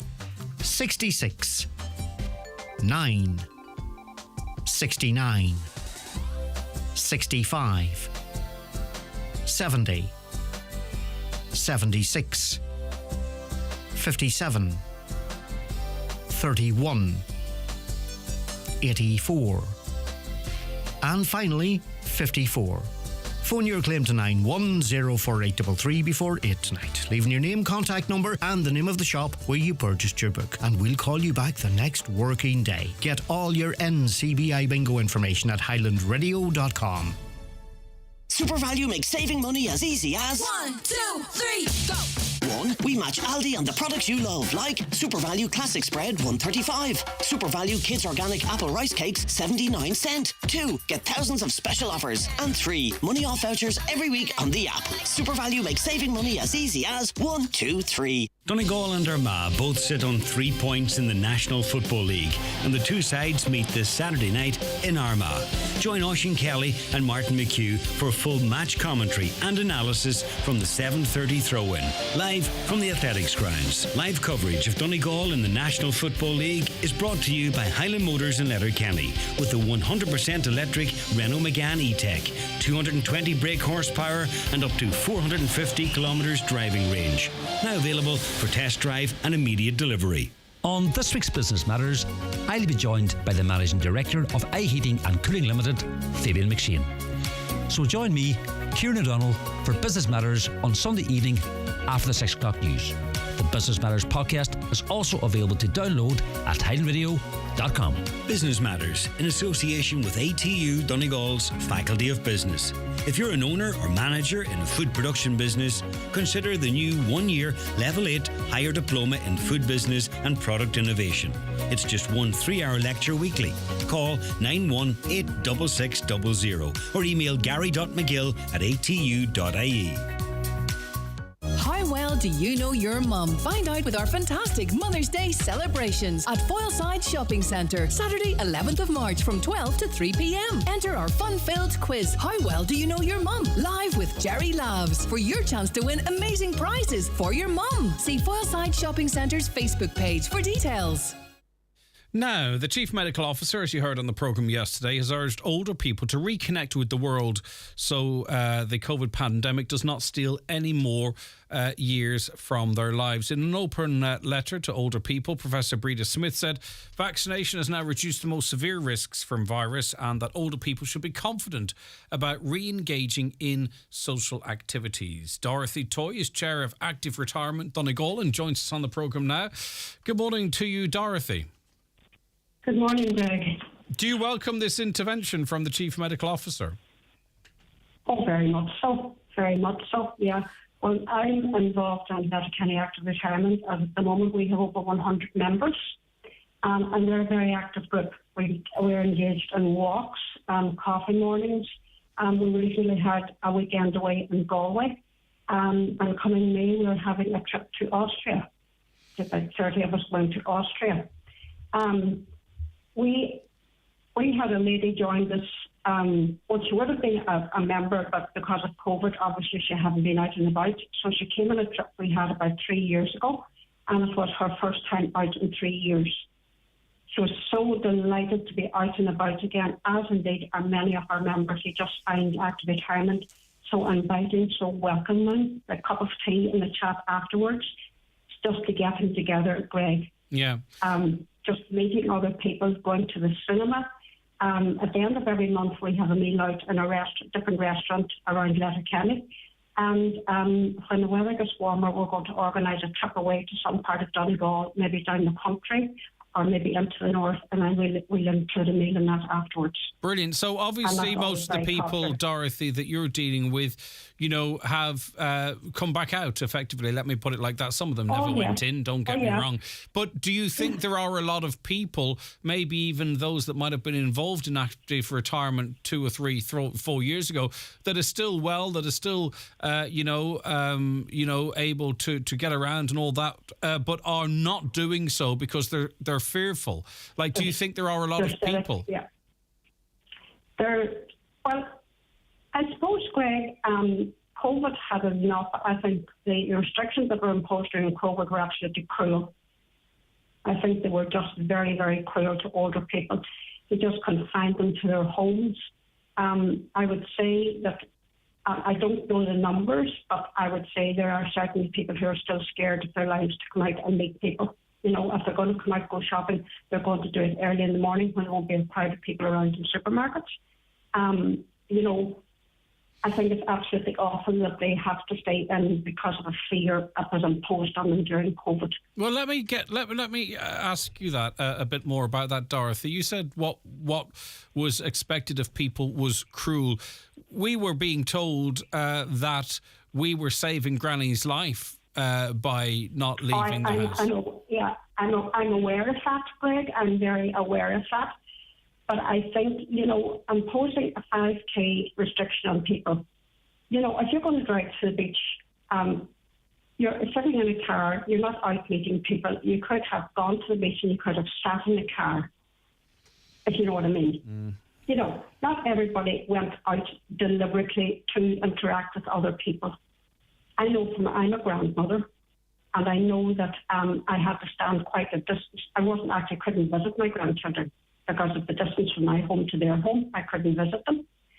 But when I was allowed to visit them, I got a hug from my granddaughter that nearly squeezed the life out of me. She was so delighted to see me again. Yeah. But that wasn't fair. To talk to an older person through, I know that it was for our good and it was for their good. I think it was just awful to talk to someone through a window, not being allowed to visit people in hospital. Did you feel that at the time, Dorothy, or is it sort of on reflection that you've sort of said, on like, reflection, you see, I think that's, I think a lot of people doing look backs. Yeah. Yeah, it was on reflection, Greg. But are we likely to feel like that because we're able to sit here and talk to each other? Because there are going to be people listening who lost older people because they were sick. There was always sort of comorbidity, other illnesses. I think not being able to talk to someone in a nursing home. You're in a nursing home, you're lonely, you're detached from your family. You may have dementia. You may have not been able to talk to people. Okay, not all dementia people recognise their families, but I think just a presence of a family member would have just been enormous to them. Just would have made a difference to them. Instead of communicating to them through a window.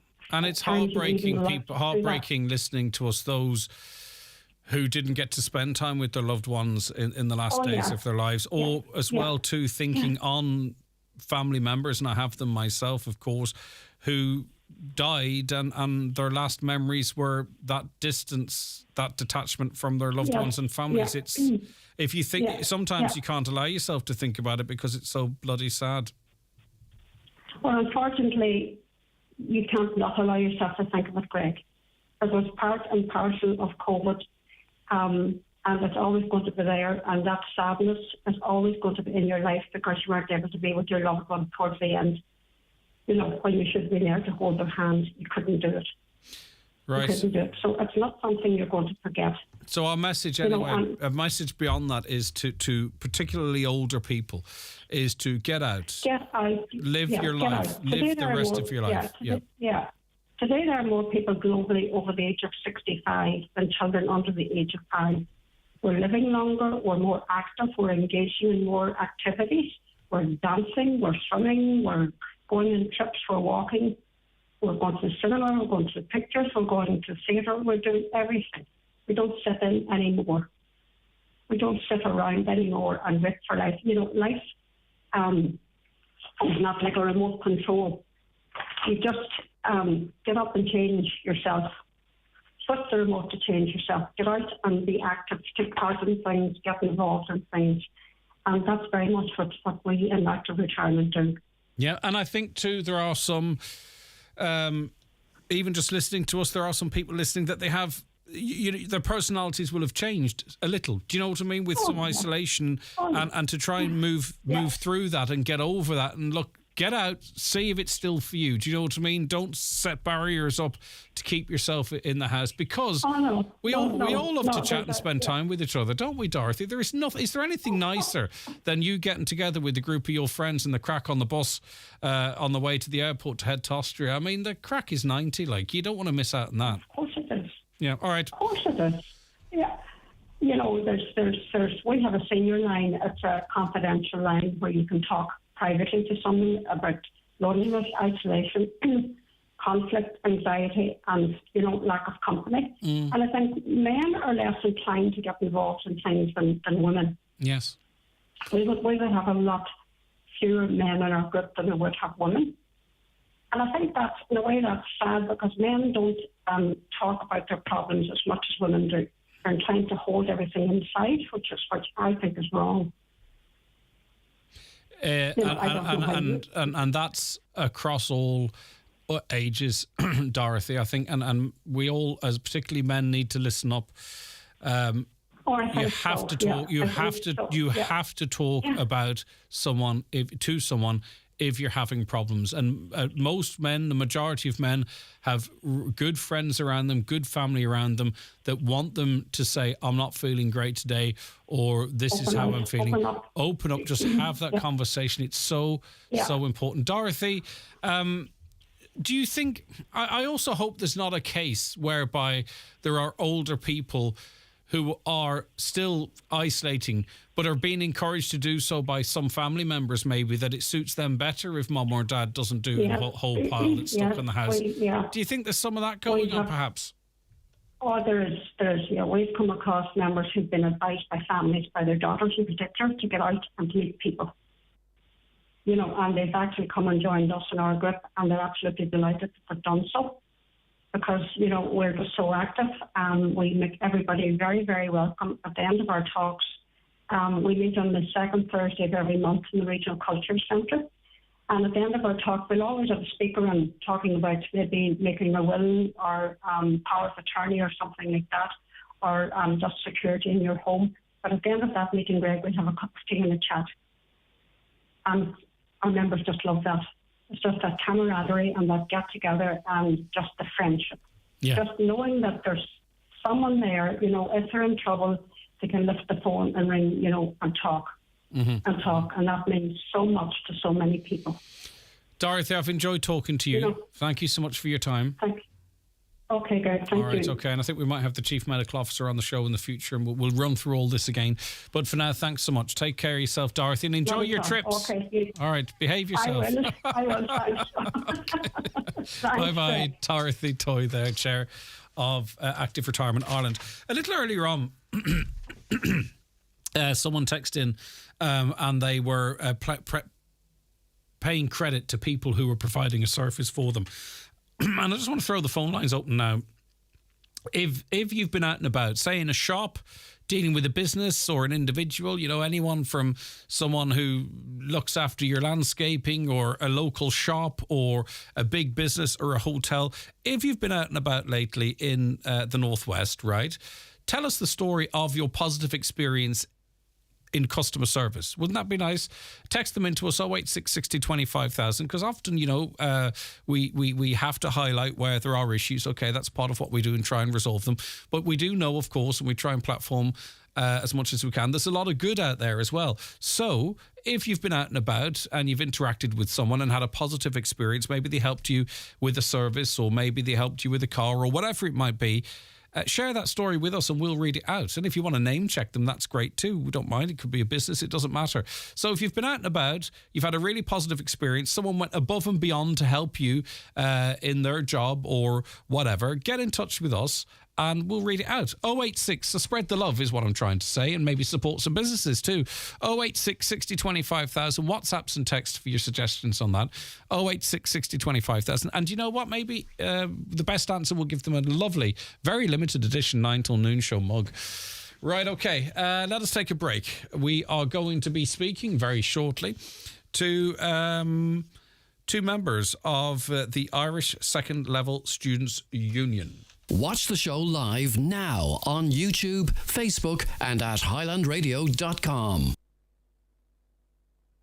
Derry Strabane Enterprise Week is back Monday 6th to Friday 10th of March. Gain practical solutions to support business startup, growth and innovation with key industry leaders. Take part in panel discussions and networking with a free programme of events. Full details at derrystrabane.com/Enterprise Week. New this week in Home Store and More. All Pyrex is all half price. But better hurry, because when all the half price Pyrex is gone, it's gone. Also, all toilet seats and all mirrors and clocks are all still half price. But when all the half price toilet seats and all the half price mirrors and clocks are gone, they're definitely gone. Drop by your local Home Store and More or visit us online at homestoreandmore.ie. Home Store and More. A happy home. Up to €7,000 cash boost for Acres Farmers. For more in your Farmer's Journal, here's Paul Mooney.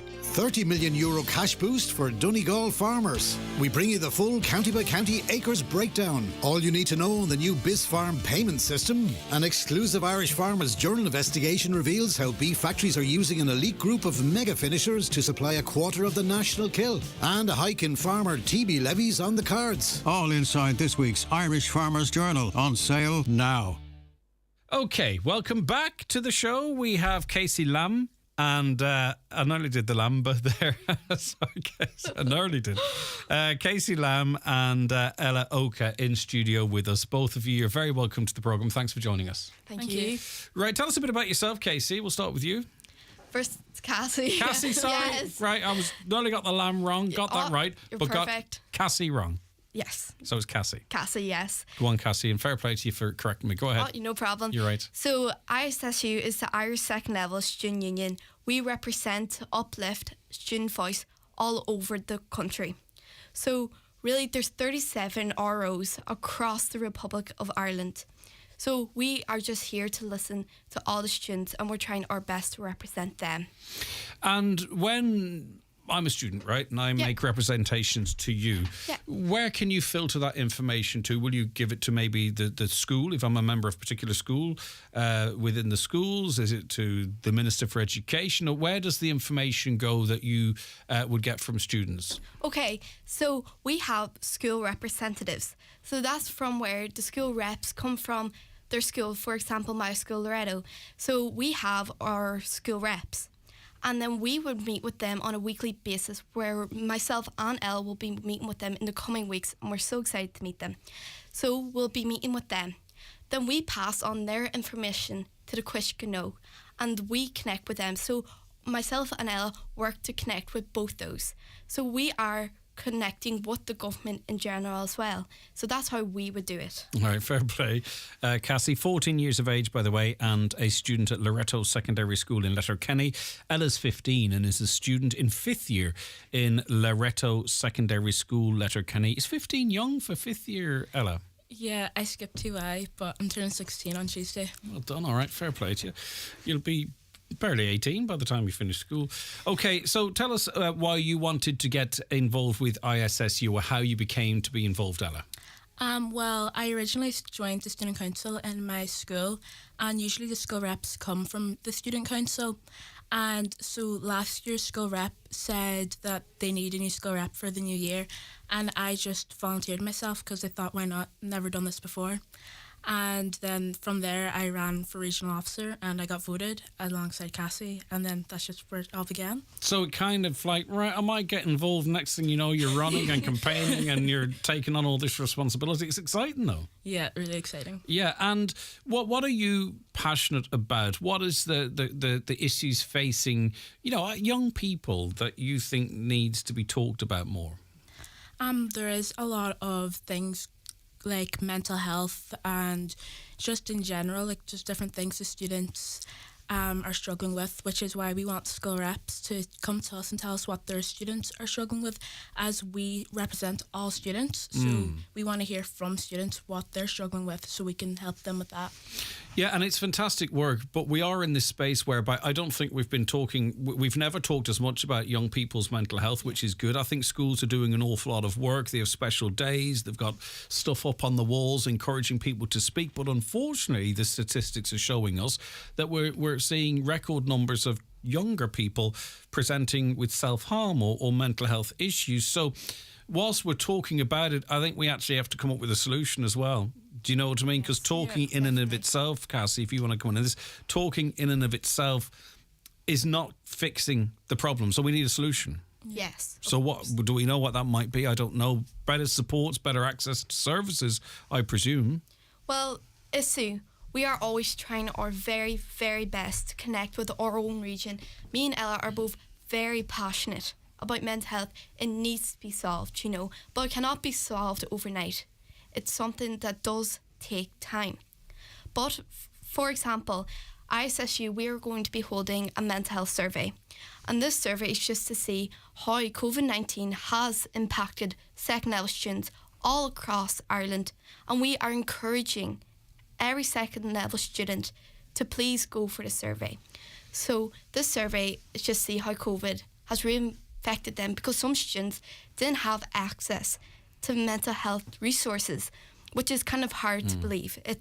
Everyone should have access to it. Yeah. And so this is running from the 5th of March to the end of the week, I believe. And I hope the question in there is, because I want to hear it from young people, what needs to be done? What is not being done that would help? You know what I mean? And maybe it will be access to services. Yeah. Maybe that's the answer, but I don't know, because there are numbers there and what have you, and we're talking about it more than we ever before, but I'm really concerned about the fact that we're seeing numbers increase, and I would love to hear from young people what they think the actual issues are. You're also, both of you are... and I often, in conversations like this and in programs like this, right, we discuss equality, say, for instance, out in society, and there's people of a certain age, and maybe their views are hardened on certain issues, even in terms of transgenderism or whatever it might be. And what I often say is that, you know, what we're talking about and our attitudes and young people's attitudes is very different. So amongst young people, amongst your peers, is there a better understanding of people being different, having, you know, a different way of life, a different skin color, a different background? Like, Ella, do you think young people are is there room for improvement, or are we in a good space in that regard in terms of equality and understanding? Most of it is really good, as we are in the 21st century. It's more modern mindsets, so most people are accepting, but there is some people that do have old-fashioned views, but it's not that common. What do you think, Cassie? Here, look, it should not happen. You know, it's something that we shouldn't be sorting up. It should have been sorted a long time ago. It shouldn't be happening. And it's like mental health. It's hard to solve. You know, people have their own views. And again, with Ella, it's 21st century, and, you know, it's something hard to solve again. So, yeah. Again, on programmes like this that you probably don't listen to because you're at school or have poor taste. I'm not sure which it is. No, but, you know, we talk about, say, for instance, reform of the Leaving Cert. We talk about how you know, subjects are marked and all this type of stuff. In those conversations, do students feel that their voices are being heard? Now, I know through the ISSU you're trying to ensure as best as possible that happens, but Ella, does it feel sometimes that we're talking about you rather than to you? Yeah, because a lot of the times students aren't really consulted with these, as last year when we were in third year, it was just announced that in 2024 the fifth years will be sitting paper 1 and for English and Irish, and they weren't consulted with after this was something they would want. They were just told, like, this is what you're doing. So I feel like most of the time they just make the decisions for young people without talking to them about it and seeing if that's what they want. And that was worse for us guys. It's all right for you girls because he's mature quicker than us. No, that was actually literally one of the reasons it would disadvantage boys, because we develop mentally slower. Some of us never fully, like myself, for example. I'm still a kid. Right, okay, so Norma Foley eventually did have to backtrack on those plans, which I think, you know, it's generally conceded those types of exams require a 2-year lead in, and also and although Ella, you didn't do transition year, you don't want students that choose to do transition year worrying about an English paper at the end of 5th year 1, I don't think. Right, so as well as what's planned and what you already do, the mental health survey in March is a big one, I think. Yes. And the findings of that aren't going to sit gathering dust. They're going to be presented to the relevant minister, Mary Butler, I believe it is. Yes. Yeah. You're also looking for ideas from students, presumably. Is it? What do you do? You want to take this one, Ella, and then you can add a bit, Cassie, as well? Yeah, so we are looking to meet with the school representatives, as me and Cassie are only 2 students, and we represent all the students in Donegal. So we want to hear from them and hear what they would like us to do for them. Yeah, Cassie? So, as you're well aware, I hope, ISU is made by students for students. So we are meeting with our school reps, and me and Ella are both on our manifestos was to get our connection stronger with the school reps and the regional officers. But even we'd love just to hear from students all over the Donegal region and to reach out to us. You can always find our emails on the web on ISSU's website. So please do not be hesitate to come and ask us any questions. So if I'm a student and I'm, say, for instance, in, I don't know, the Abbey Vocational School in Donegal Town, right, and you're a student at Loreto and you're a student at Loreto also, of course, how do I get my voice heard at ISSU? How do I contact you? Is it via the web? Do you go to schools and meet year heads or whatever it might be? So how are you making sure as best as possible that you two can represent the views of students right across the county as you've outlined, Cassie? So, say if, for example, you were a student, the student should always go to their school representative. If they do not have one, they can go ahead and email us at donegal@isi.ie or even our personal emails. They can always come into contact, but they can also go to their student council as well as their school reps. So they always will have options, as well as ISI does have working groups. So they always can get involved. All right, okay, excellent stuff. Cassie, what do you want to go on to do when you finish school? You're only 14 at this stage, so maybe you haven't even decided yet, but... Definitely, I would love to do something in mental health, nursing. It's something I love to do, but politics will never be out of the picture. Okay, you'd be interested in that. Elected politics? Oh, of course. Why not? All of them. What about you, Ella? What do you hope? What's your hopes for the future? Medical science. Brilliant. Okay. You'll probably be fully qualified at 21, the way you're getting through secondary school. All right, listen, well, fair play to the two of you. Thanks so much for taking time out of your day to call up. People can Google ISSU and get more information, and I presume there's a Donegal section and your contact details there. But it's been lovely speaking to you. Before I let you go, though, I don't want you to leave without, if there's anything that you wanted to say that you feel the points that you haven't got across. So was there anything in your mind, Ella, that you says, right, I want to say this, and you didn't get an opportunity to, because I want to make sure you feel that you've had that opportunity? No, that's perfect. And what about you, Cassie?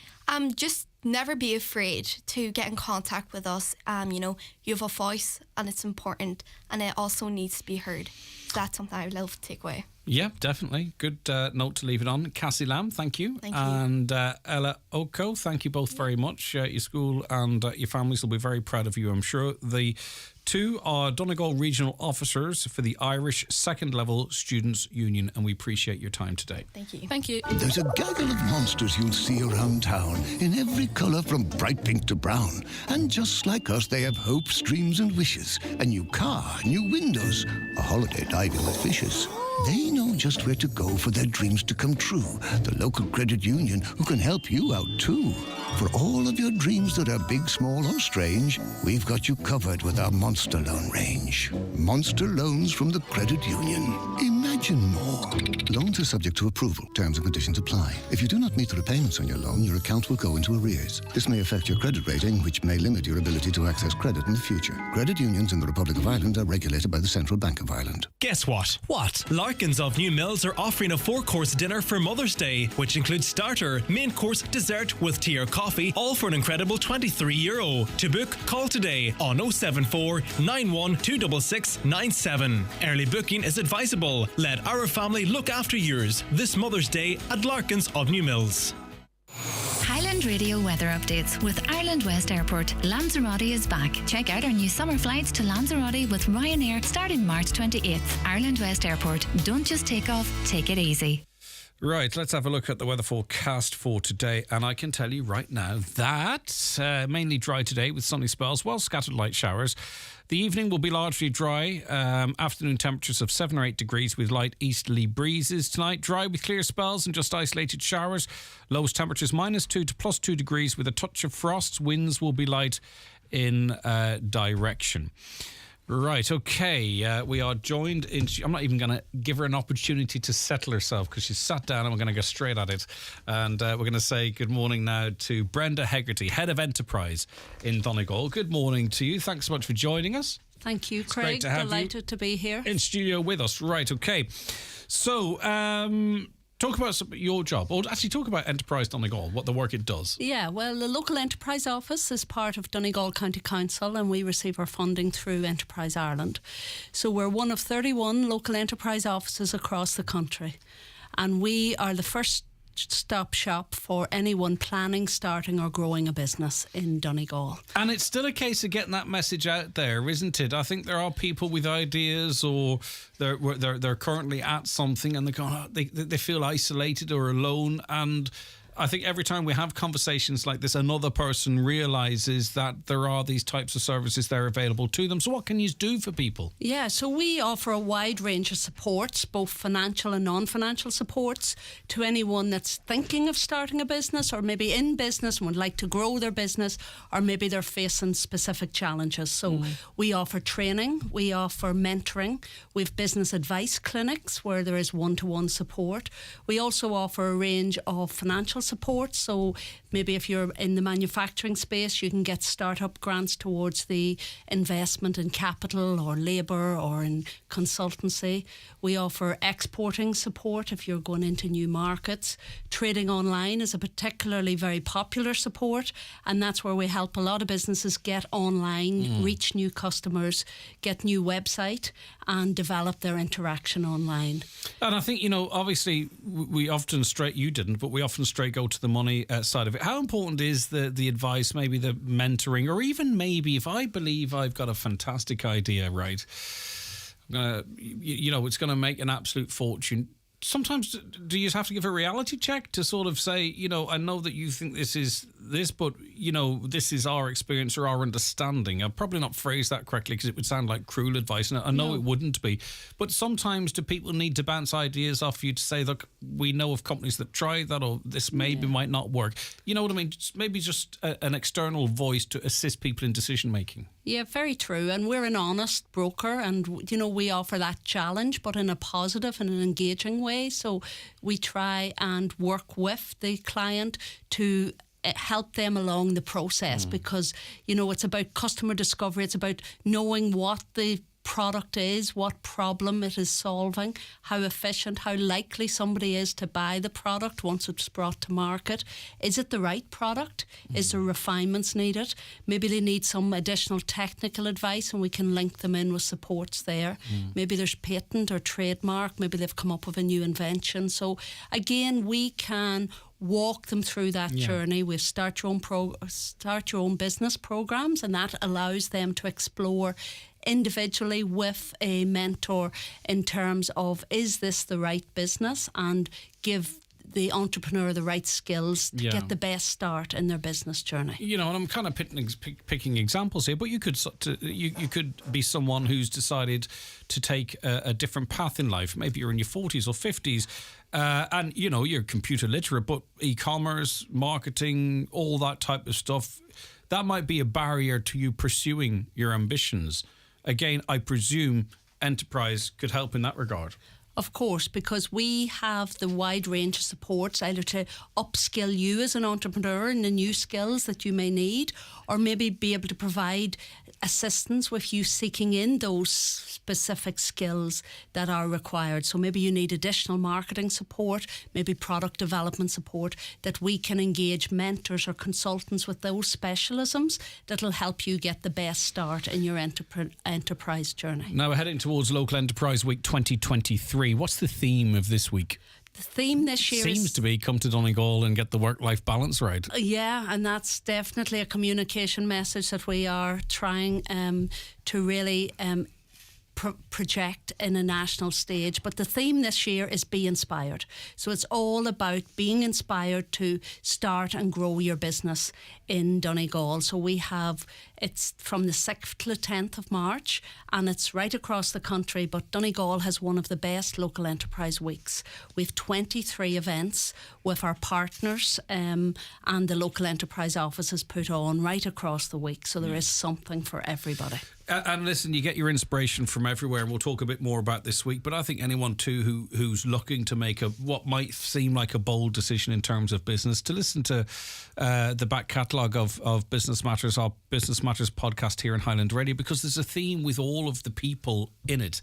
Decisions they had to make, crossroads that they were met at, challenges that they had to overcome. These are businesses' brains that are all of them, and not all of them, sorry, many of them were just doing something else and then hit upon something, and it's very inspiring stories on a week-on-week basis, I think, as well.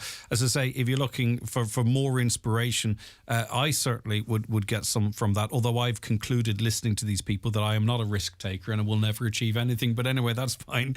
Yeah. So talk to me a bit more about how people access Enterprise Week, how they feed into it, how they engage with it. Yeah, so it's available. The flip book or the brochure is available online. So is this what I have here? Yeah, okay. That's the brochure, and that's available online for anybody listening that doesn't have a hard copy on hand. So localenterprise.ie/Donegal, and there you can explore the range of events that's on and also book online. So all events are free. There's 23 across the week, and they're right across the county. There is some online, but most are in person. So we're delighted to be back in person because, as you rightly say, Enterprise can be a lonely journey. Sometimes it's one person and you're facing challenges. So it's a great opportunity to come out, listen to those that might have walked that journey, have faced the same challenges, listen from, with some celebrities there that can bring their perspective in relation to how they navigated the entrepreneurial journey. And again, it's a great opportunity to network and meet people, like-minded people. You talked about isolation. There probably is no great excuse for it, because you talk about the support from Enterprise. Then we have the business Women in Business Network and other networks that are for all men and women and what have you.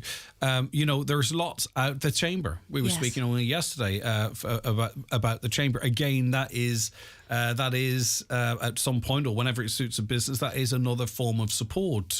More business brains that you can. So in other words, there is tons out there. It's just a case of tapping into it, I think, if you disagree or not, Brenda. I fully agree. There's a great network in Donegal in relation to supports that are available for business. You've mentioned Donegal Women in Business Network, and we, in collaboration with them for International Women's Day next Wednesday, have an event in Lough Castle. So it's about building firm foundations. The Chamber, as you rightly say, there is, and the agencies, well, there's the ETB, the ATU, UDRAS, all of which have great people engaged in really wanting to do the best for business in Donegal. Give them the supports. If one agency can't do it, then they will signpost and connect you with the right people. So please do reach out. Yeah, and there's lots of little business groups in different towns: Buncrana, Carndonna, Donegal Town, Ballyshannon. Do you know what I mean? There's different traders groups there as well. This is I like to be able to ask these types of questions while the guest's in studio, because sometimes it's like, I won't say it'll confuse the situation, but we do things a wee bit strange in this country, like having a carers day that carers can't attend because they can't get respite. We do strange things. But anyway, this listener, they have a small business, right? They run by themselves. They would find a lot of the events really, really interesting, but they're concerned a lot of them are going to be on during the day, and they simply can't get along to them. Have the times, I'm looking down the times, see they are all during the day. I suppose you have to try and appeal to the masses, but I think you can take, it's an interesting point, isn't it, that they need the help, but they're not going to be able to go and see Bobby Kerr or the Digital Marketing Expo because it's on during their working day. Yeah, and I do take that point. There is some events in the evening, but maybe that's not the one that they're particularly attracted to. But it's something we can look at in the future, but we would definitely urge the businesses to take time out, them if they can, can, and it's not always easy, but we certainly would welcome everybody to the events. Now, in the booklet that I have, there's the full list of events. We can't really go through them because there's that many of them, and then they're indexed linked to pages later in the book. Is there some things you want to pick out? I think if we start with the launch, Bobby Kerr and Tree, a lot of this is about showcasing entrepreneurs that have been a success, but not just looking at their success, looking at their challenges and what the lessons are. So again, we're joined by 3 local businesses: 3D Issue, Accountant Online, and Garton Technologies. On Tuesday, there is a big push on digital marketing, and that's one area where there is significant interest. And again, there is a range of experts and influencers and those that have the technical knowledge to share and their experience. Wednesday, I mentioned the International Women's Day and the event in association with Donegal Women in Business Network. We have ATU, again, looking at the opportunities that our young people can bring to entrepreneurship and really instilling that creativity and innovation and design thinking, because we need more people to plan and start and grow businesses in Donegal.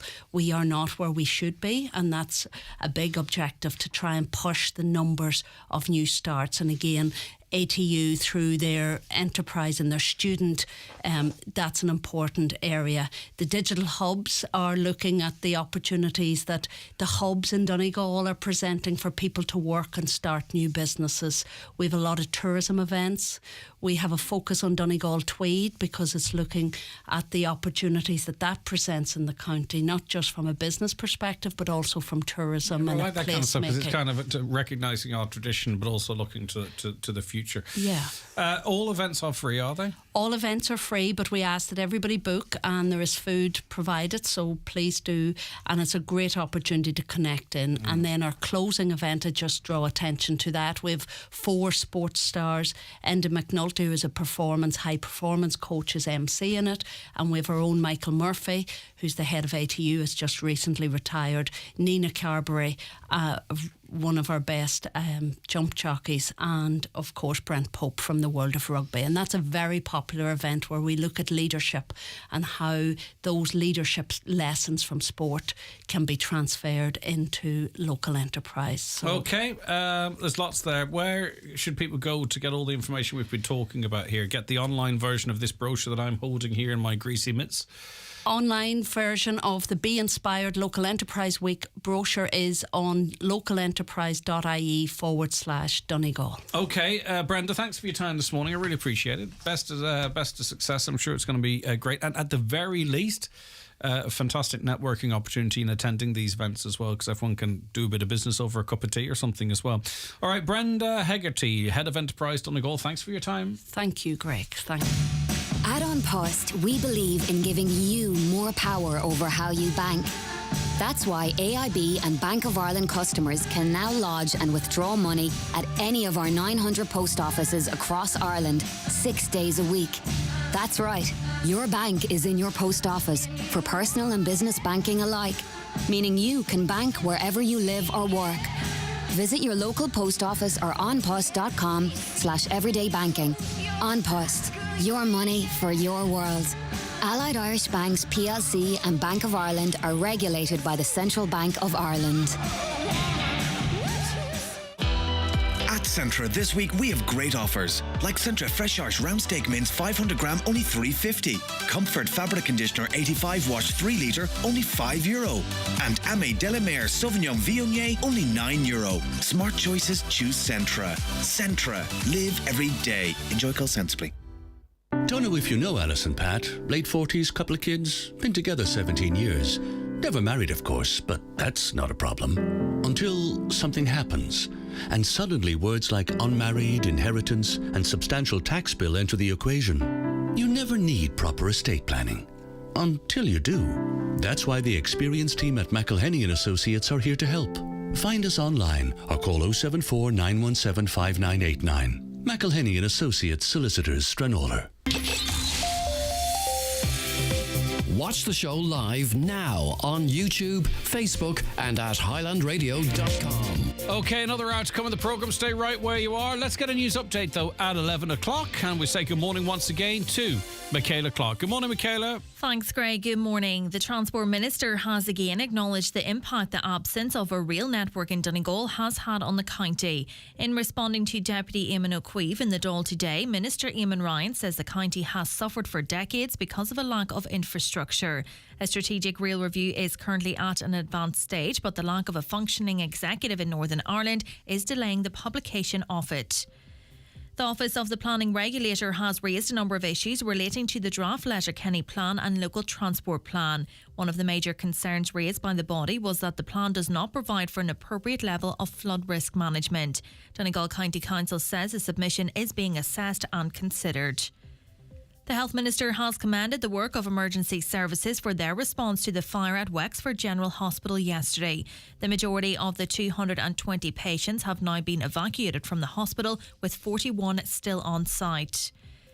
A Donegal councillor says the HSE must consider whether a special package of incentives is necessary to attract people to work in the county, and particularly in Inishowen.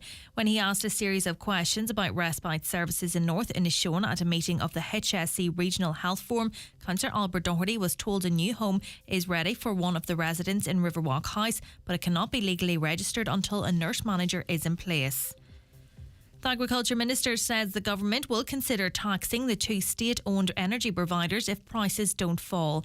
Reports today suggest ESB, Electric Ireland and Bord Gáis could face a special dividend used by the state to offset high bills for consumers. And AIB will refuse to answer questions about DJ Kerry's finances when it appears before the Oireachtas Finance Committee today. Representatives from the bank will tell TDs and senators that 1,900 customers have had over 90% of their debt written off by the bank. Jim O'Keefe, Managing Director of Retail Banking at AIB, will say that some of the recent commentary about the bank's write-downs has been incomplete and have not presented the full picture. Those are the latest headlines. We'll be back with an update again at 12 noon. Thank you, Michaela.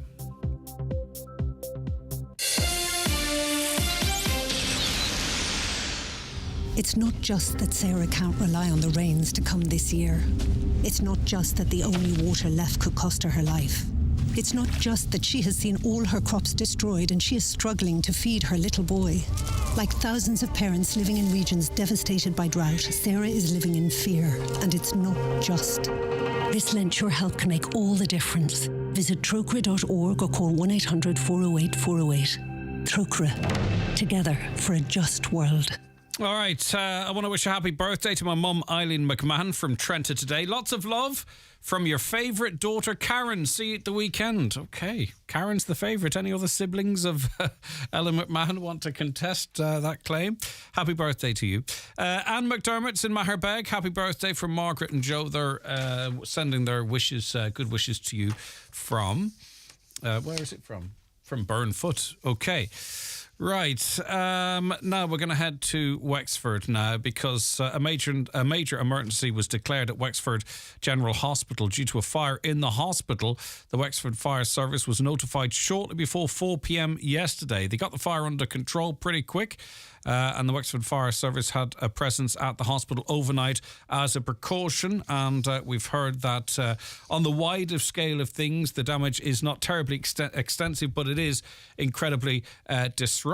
Councillor George Lawler of Wexford County Council, in fact, the chair of it, the Cahirlock, joins us now. Good morning, George. Thanks for your time today. Good morning, Greg. I suppose in the first instance, thankfully, serious injury or death, in fact, was avoided. And fair play to the emergency services and the staff in the hospital for how they reacted to ensure the former was the case. Absolutely. That's the remarkable statistic of this appalling situation that occurred in Wexford General Hospital yesterday. The notion or fact that no loss of life or no casualty or no injuries took place is quite remarkable given the scale of the fire. And whilst about a quarter of the hospital, I suppose, was affected by the actual fire itself, the impact is that half the beds in the hospital are actually affected by the fire, not just by the fire, but also obviously the water damage as a result of the emergency service, the fire services, Wexford County Council Fire Services, and their gallant work in ensuring that this fire was brought under control in a matter of hours. There was quite extensive smoke damage also, but truly remarkable that we don't have any casualties as a result. Yeah, when you start to learn of this, and I don't know how you did, perhaps you're the same as I, we start hearing that an major emergency has been declared. We start seeing the images of bellowing smoke appearing on social media and what have you. We didn't know how it was going to play out. You've got a particular interest in this, George, don't you? I think your daughter works in the hospital. So how did you learn of this, and what was your sort of initial reaction? Well, our offices at Wexford County Council is a couple hundred yards away from Wexford General Hospital. So we knew fairly quickly that we had a difficulty at the hospital. Didn't know the extent. I took the 2-minute stroll over to take a look, and I knew immediately that we were in quite some difficulty. Initially, just a number of the wards were evacuated, with patients being moved to another part of the hospital. But then just after 6 p.m. yesterday evening, the decision was taken by the hospital management and the HSE under a major emergency plan to evacuate the entire hospital. In excess of 200 patients, and there was 700 staff on duty. So obviously it was somewhat the logistical nightmare to ensure that all these patients were moved comfortably, speedily and efficiently and in a very safe manner. And I have to salute the emergency services, obviously the fire service of County Wexford, who performed remarkably, but also the staff of Wexford General Hospital, and also the volunteer ambulance services from the likes of the Order of Malta, the Irish Red Cross, Wexford Civil Defence, and some of the private ambulance providers. In fact, I was speaking with some of the volunteer people who came from all over the country, some of which served in the awful tragedy at Creasla as well.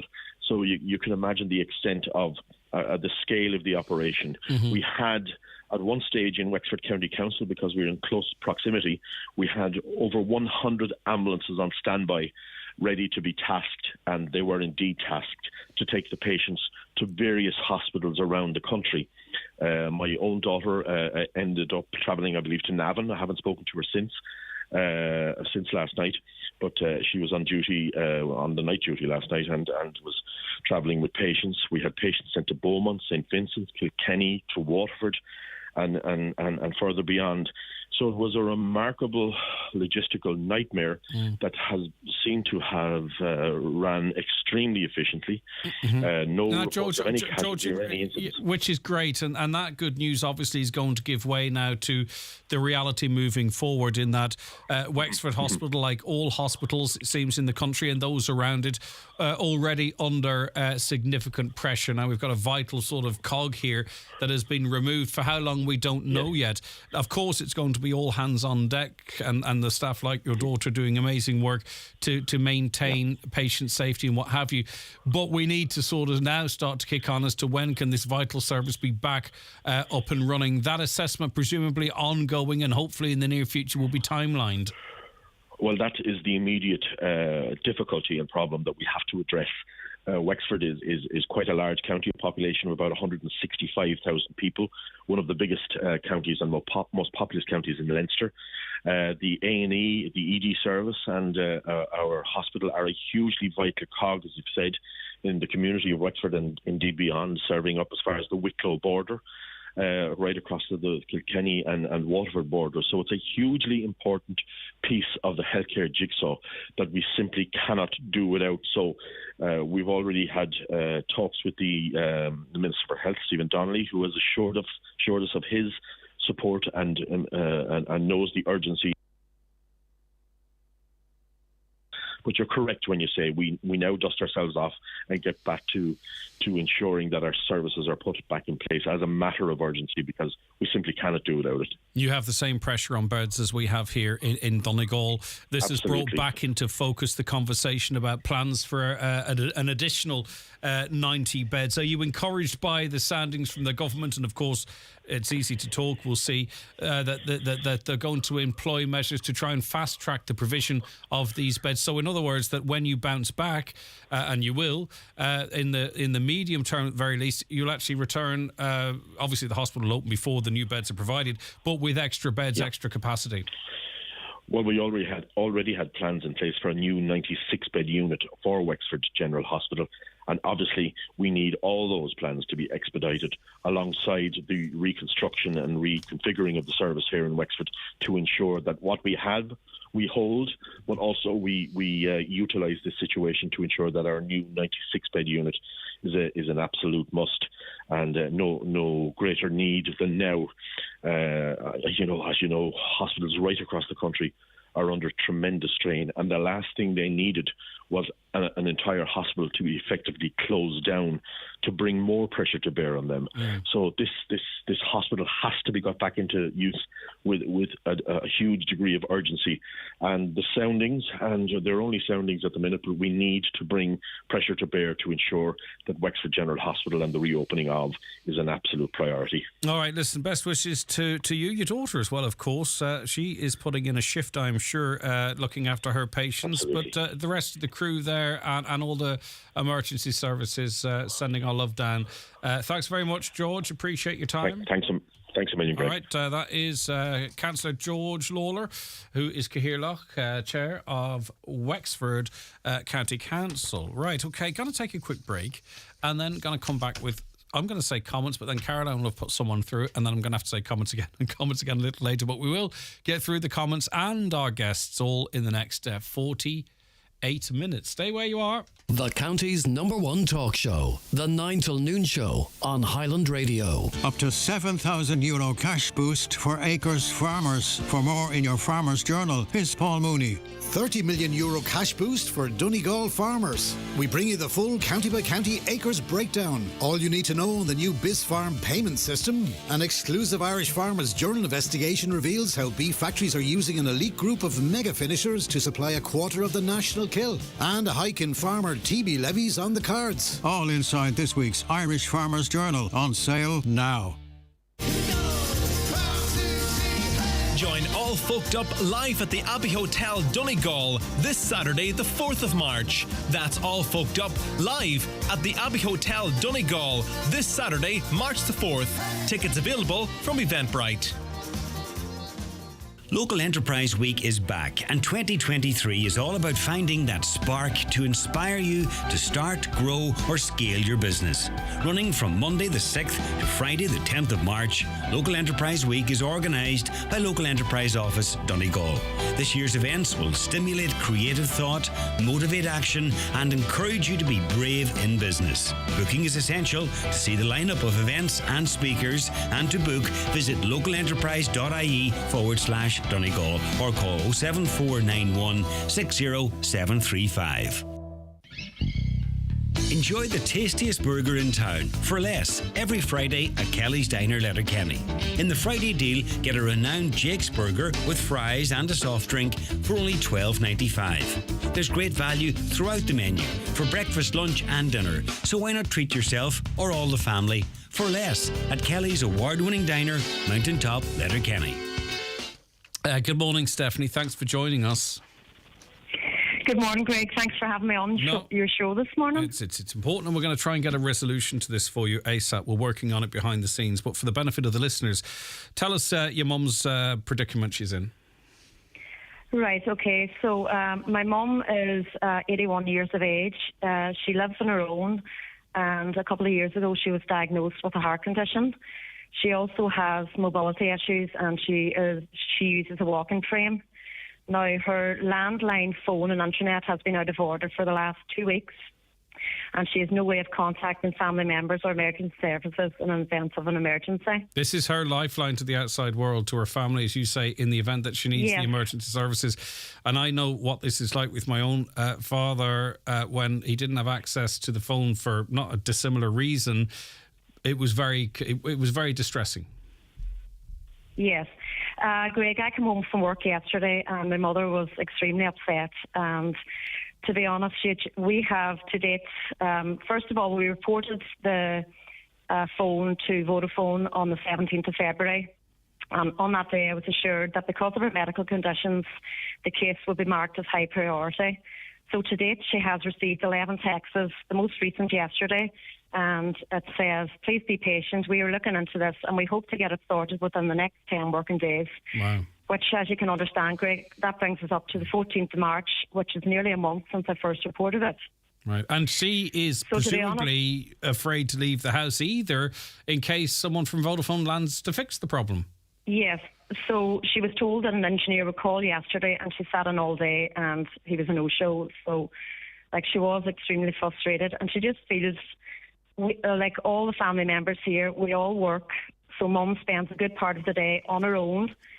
So, do you know what I mean? She's feeling very isolated, and She obviously uses her phone to ring family members, the internet to watch Mass, because she's not fit every day to go to Mass.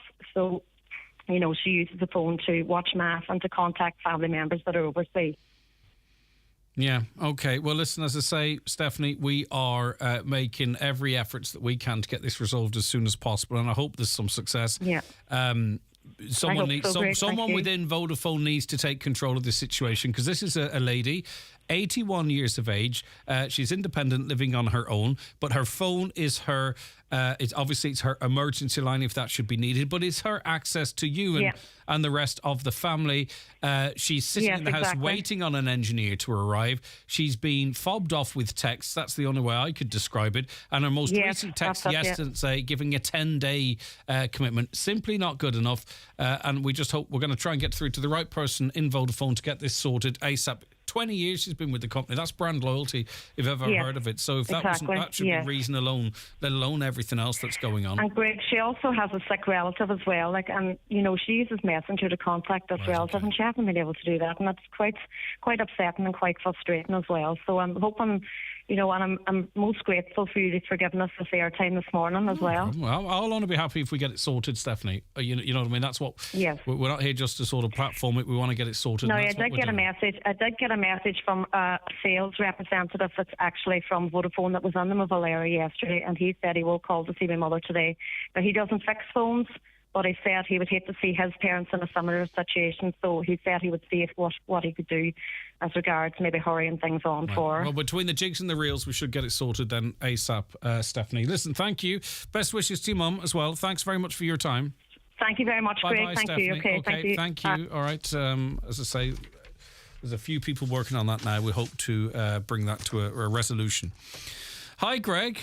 You're really not getting it about the hospital situation. I was in hospital 10 days ago for operations and 2 days later had to go back.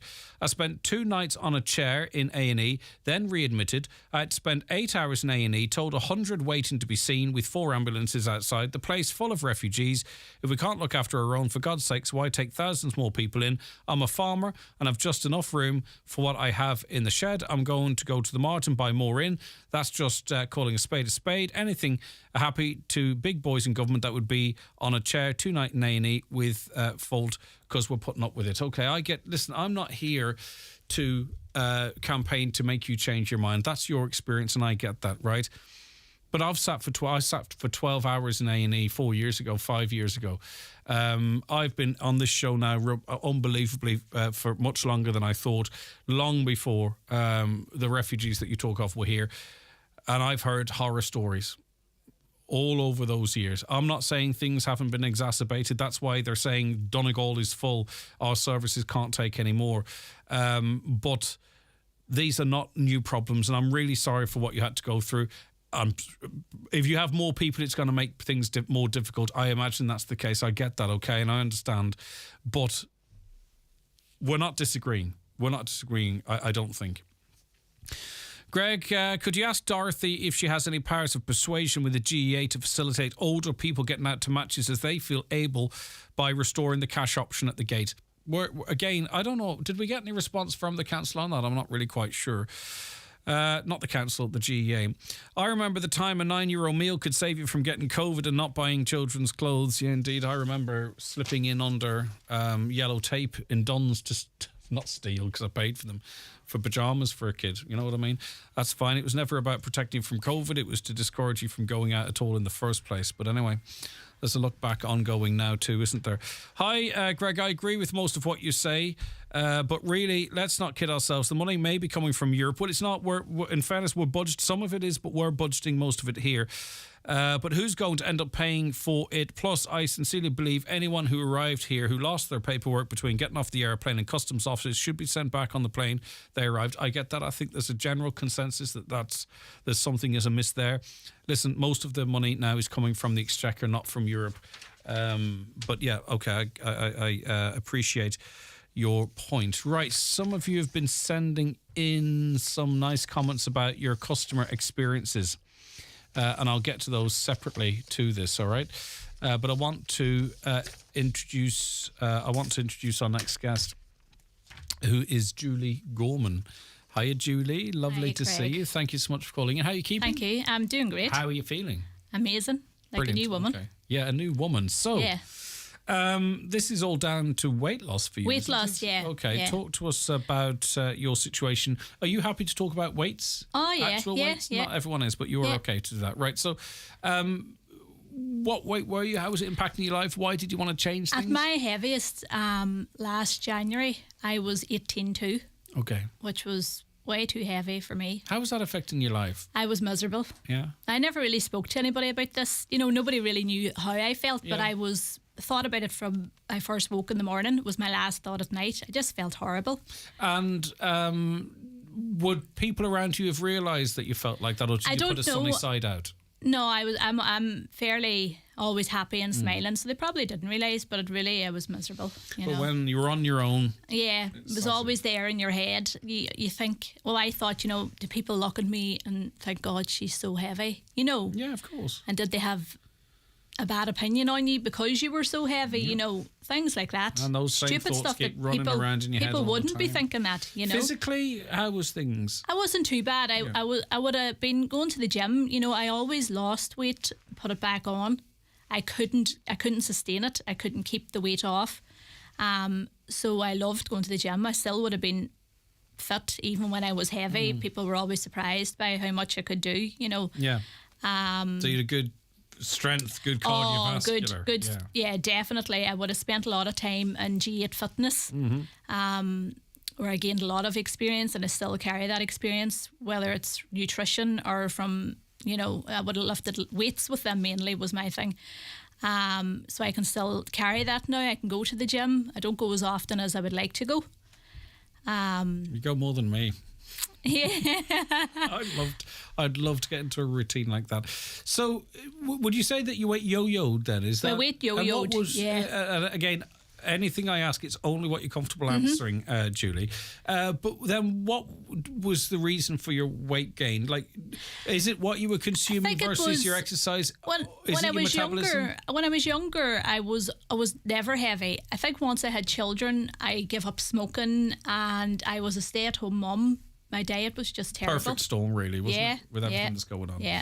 Because you're running around looking after everybody else, and I get not you, eating okay. the proper meals, Yeah. you know, snacking on rubbish and just things like that. Yeah, and did it bother you in terms of, you know, if there was an event on? Oh, what you might definitely. wear? Is that Definitely, what it really would yeah. be? Yeah. It was a case of you'd have to go shopping. That was a big thing. Yeah.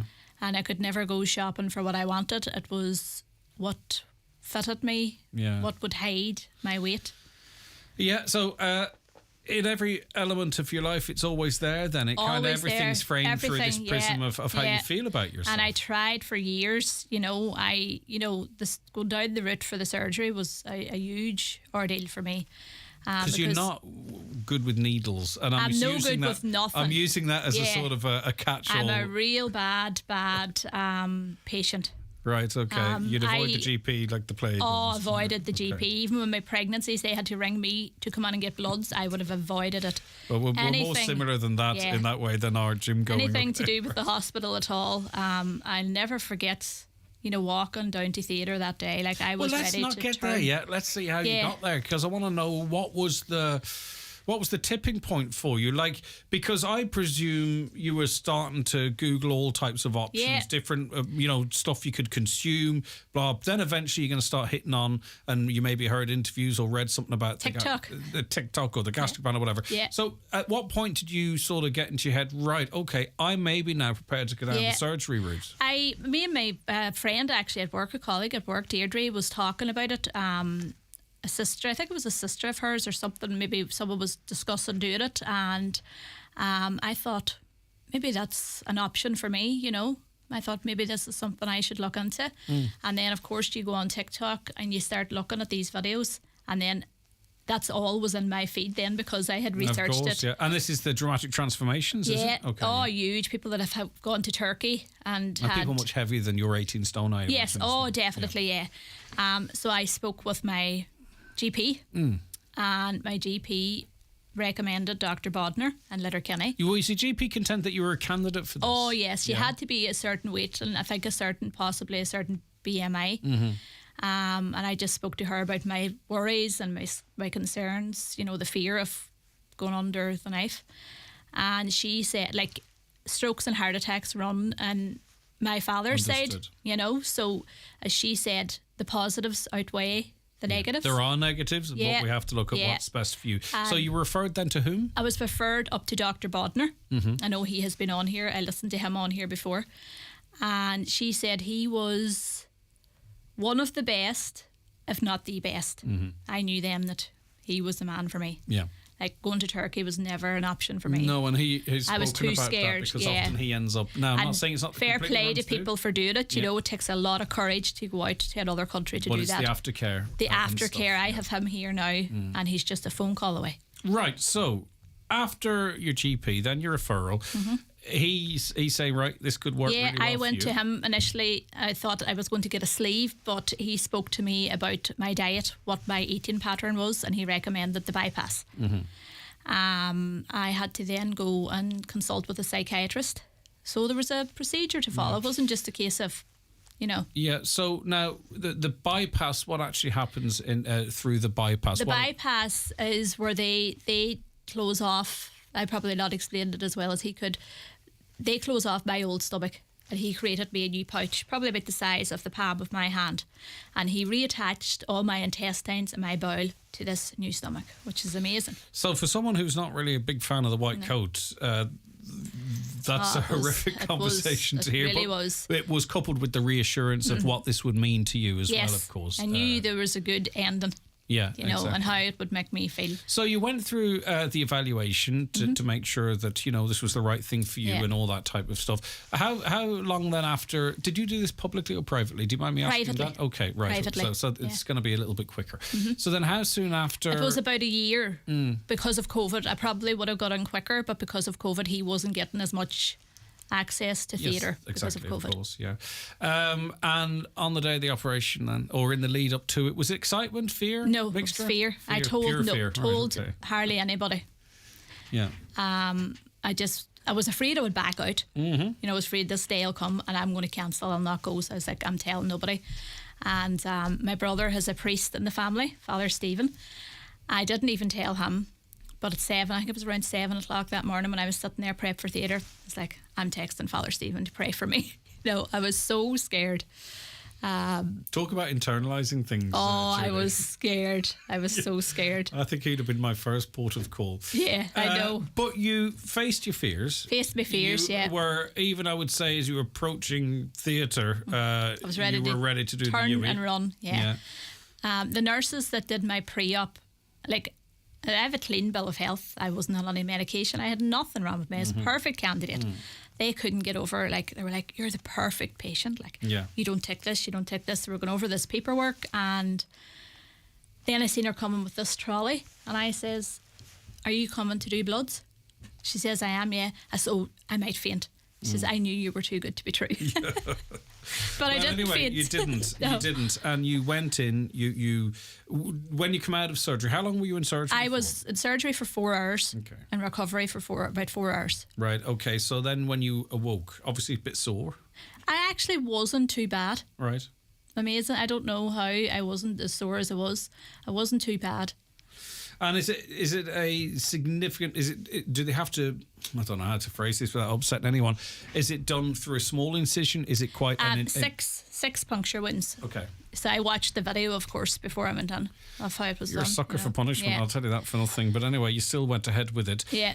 So then, in terms of recovery, how long did you be in hospital for? I had my surgery on the 12th of September on the Monday, and I came home on the Wednesday. Now, in terms of your diet, you can't go straight into solids no, and it's stuff. like a new baby, Yeah. really. I had 3 weeks of fluids only, and I then had another few weeks of pureed, and another few weeks of soft, and then gradually small bit. Yeah. How difficult was that? It was fine because I wasn't hungry. I haven't been hungry since I've had my operation. Yeah, So- because your stomach is so small that your mind is convinced that you're full. It was like a light switch when I had my operation. It was like all the cravings for sugar, crisps, Did that feel weird? Did you feel almost like a different person? I'm like a different person. That's what I say. Because I'm not a new sure woman. every day how conscious we are of our cravings. Yeah. Do you know, like you eat, but do you really think how hungry you are? Do you really, you think, God, I'd love a bit of chocolate, but do you really think that much about it? Maybe the absence of those. I think it's in the head. Yeah, it's all in your head. It's the absence of those cravings that might be more it's all portion noticeable. Control now for me, eating off a side plate. And I was listening to, and we'll talk more about the recovery and stuff. I was listening to, I think it was Lifeline or something, where people were talking, they were trying to discourage people from this kind of operation. And a couple of the people were, this is probably their own research, and I don't mean this in any way nasty towards them, but they were peed off because they could no longer eat the foods that they enjoyed. Yeah, but I would have thought that that's part of the process. That's it. Here. You have to get your head around it before you have the operation. You have to understand that you're not going to be able to eat ever like you did before. You not can't at all. finish a plate now. No. Because you simply don't have the capacity for it. I don't know if you could probably make yourself. Some people say they could make themselves, but you'd be sick after it. Like, I know when I've had enough, I eat slow, I'd get a pain. And one of the people was saying that even though that she started drinking Coke because the Coke expands the stomach, so she could consume. And I thought, well, I thought that's why she went through the whole operation to begin with. You know? So my point being is that I think you need to be really clear in advance. I don't think you can do enough research as to how your life changes. It's not just how you might lose the weight, but how in terms of drinking and eating and socialising and what have you. So if you went out for a meal now, do you eat a starter instead of a main, or what way does that work? I would eat a starter or I have a kids meal. Do you enjoy it though? I enjoy do. The food? I can't even eat a full kids meal. Yeah. I probably couldn't eat a full For starter. some people that might feel weird. It's a bit daunting. It is. I haven't been out for meals a lot. We're also bloody busy with everything that's going on. But like we're used to going out for meals and going for a few drinks. They tell you to stay away from alcohol for a while. So I haven't really had any alcohol. So how long is it since you've had the operation? It will be 6 months now on the 12th of March. Really recently. Really recent. So it's a learning curve for me now. Yeah, for sure, exactly. So then how quickly do you start losing weight? Obviously your diet was drastically changed post-operation, so there's going to be, you probably lose a stone if you did that diet without any operation. You would. My first week I lost 18 pounds. Yeah, that's massive. No, I couldn't believe it, but I knew myself even before I weighed myself that week that there was a dramatic change in me. And then from then over the next 6 months, does it slow down a little? I lose, some weeks it could be £3, some weeks it could be £1, some weeks it could be £4, but I'm gradually now £1 to £2 a week, sometimes £3 a week. So what then, where do you settle, how do you settle at a weight then, right? Because obviously it all depends on how much you consume versus how much you burn, right? You don't want to fade away into nothing No, either. I don't, So is your stomach of a size where you will hit a weight that you'll maintain, or how does that work? I think you can lose weight from 12 to 18 months, I think, so I have another while to go. I was hoping to lose 6 stone, so I'm not far off. Well, I'm £1 off 5 stone now. Okay. So. And how do you feel? Amazing, like a new woman. Yeah. My husband got his wife back. My kids got their mum back. You got yourself back? I got myself back. With you. Yeah. Just a different person. Typical, I dare say, of woman, and I mean this in a lovely way, that you go to your husband, you go to your family. He was saying, make sure mention me. I was like, I'm not even going to say I have a husband. Your current husband. Come here. Because what happens is you can't be a good at anything until you feel yourself. Good. You have to feel good in yourself. You have to get yourself back, yeah. And then you can be all the things to other people, can't you? It's just great going into a shop and seeing a dress and saying, I like that, and trying it on, and it fits. You don't have to say, God, is there stretch on that? Will that fit my body? It's a great feeling. What are the negatives then? What are the negatives in terms? I mean, is it how you eat now, or like? I mean, obviously the positives are right there, and you've got a certain attitude whereby obviously the positives far outweigh the negatives, and that's how you are happy and you move forward. Other people, their personality might be that even though the negatives are much smaller than the positives, that they focus on those, and that's why you have the evaluation. So what would you see as the negatives? I have no negatives. Nothing. None. My only one regret is that I didn't doing it before. 10 years ago. Yeah. That's my only regret. I had no negatives at all for me, because I'm quite happy. Like, I can have an odd biscuit, which I do have, a very small biscuit, And if I can have one biscuit, or, in a couple of days or something like that, I'm quite happy. That's the way I have to be now, and I understand that. Yeah. So what have you eaten today so far? I had a half a slice of toast. Right. And what will you have for lunch? I'd probably have an egg, or I'll try and get some protein into me. It's all about eating the right foods now, Of where my course, yeah. You have to body's going to focus get the nutrients. You don't want to end up on vitamins and supplements and stuff. I'm on vitamins. I'll have to take them for life. Okay, so that will be because you can't consume enough of That's it. what is Yeah. not right. Okay, so then the evening meal, what might you have? Evening meal, stews and soups and things like that. Just Cup of tea? sit better with me. But you can't have a cup of tea at 6 and dinner at 7, I presume. No, I you? can. Oh, Yeah, you? That I just goes can't through you? eat and drink at the one time. Because if I eat and drink at the one time, it pushes the food down through too fast. Then I don't get the nutrients from it. Yeah. So that's the idea of that. Is this new stomach of yours now your new stomach? In other words, at some point, do they reverse this or make it bigger? No, or? it stays. If I was sick or something, it can be reversed. So that's why I like the idea of the bypass. The sleeve, they take away your stomach. Whereas, say, if something happened to me, I was very sick. The thing with the sleeve as well too is that, and presumably is there's ongoing sort of maintenance there, monthly maintenance and what have you. I think I don't want to mislead anyone, but that was what I remember from previous conversation. Like, in other words, unless obviously there'll be some routine checks and all that, but you're finished with the doctor now? Are you? I still be called up to see Dr. Bodner. I was with him just before Christmas, and he is going to call me back in the new year. But I have no complaints. So, I have to go and get B12 injections every 3 months. And I'll probably have to get my bloods done now. I'll probably have to get regular checks with my bloods to make sure. But again, this is not just simply about how you feel you might look. You talked of the family history of heart disease and of stroke. Do you know what I mean? So to better insulate you from that versus an injection every 3 months. These are all the balances. That's it. But put those headphones on if you don't mind. Freddie's with us. I want to come back to you in a second, and we'll actually name your husband so he's not disappointed. Freddie, you had this operation, did you? I did. I had it kind of twice. I had it done 6 years ago in Belgium. Right. And then I lost about 12 stone, me and Kevin Bradley. Wow, 12 stone. And then when I came back, then my bowel was causing me problems. The tail end of your bowel is only supposed to be 1.5 metres, but mine was 3. So there last year, just a week before July, I got 8 metres of my intestine removed. Wow. And why was your intestine so long, Freddie? Because when they do it over there, it's a kind of relevant, like a 10-year research on it. They've caught on this is kind of a problem. What they're doing is one fits all. Like everybody's intestine is different sizes. Yours could be 6 metres, mine could be 12 metres, somebody else could be 8 metres. What they were doing, they just say 1.5, 1.5, and that was it. They never measured the tail end of it, where Dr. Baltimore, he measures the tail end of it and makes sure it hits right, and then he works from there on in. The full size now. I mean, obviously, listen, you've lost 12 stone and hopefully you feel great now, I think. Freddie, you went over to Belgium. It was the right decision at that time.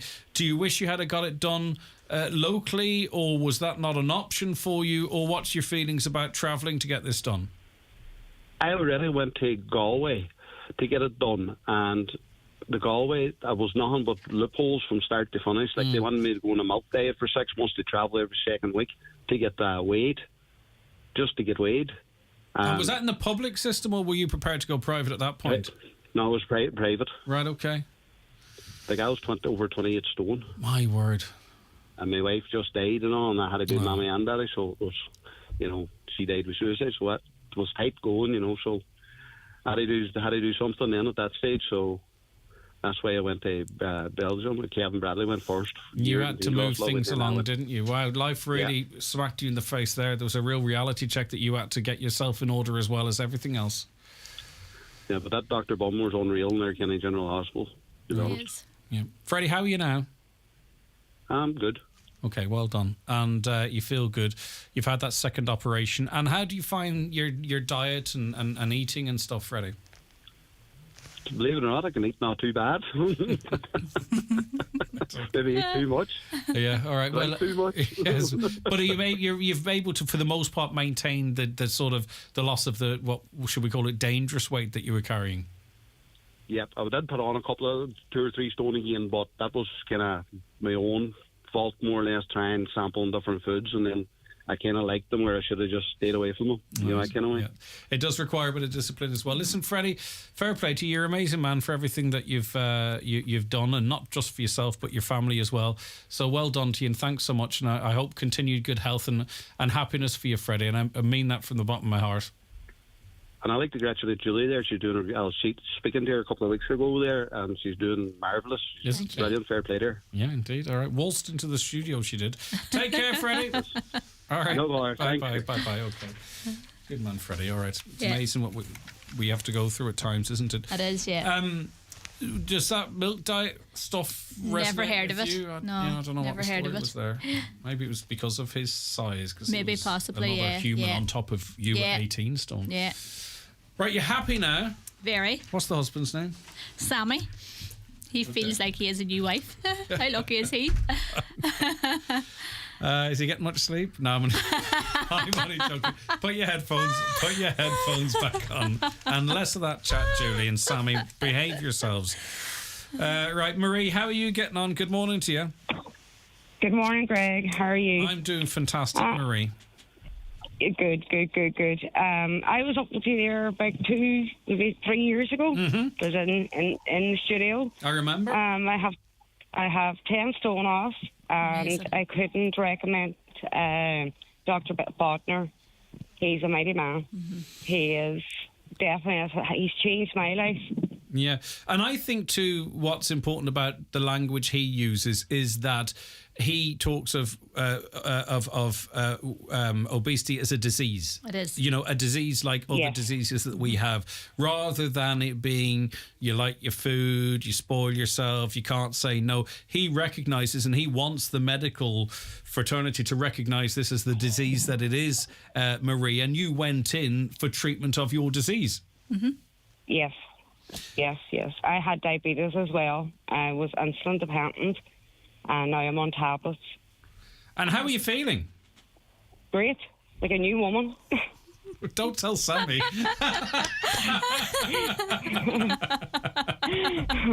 For Sammy. And yeah, I know, but sure, listen, he wanted a mention. You know, you shouldn't have said it. Now he's getting a mention. And Marie, have you found sort of like your forever weight? Does it feel like that, Marie, or do you still have to keep your checks and balances in, Marie?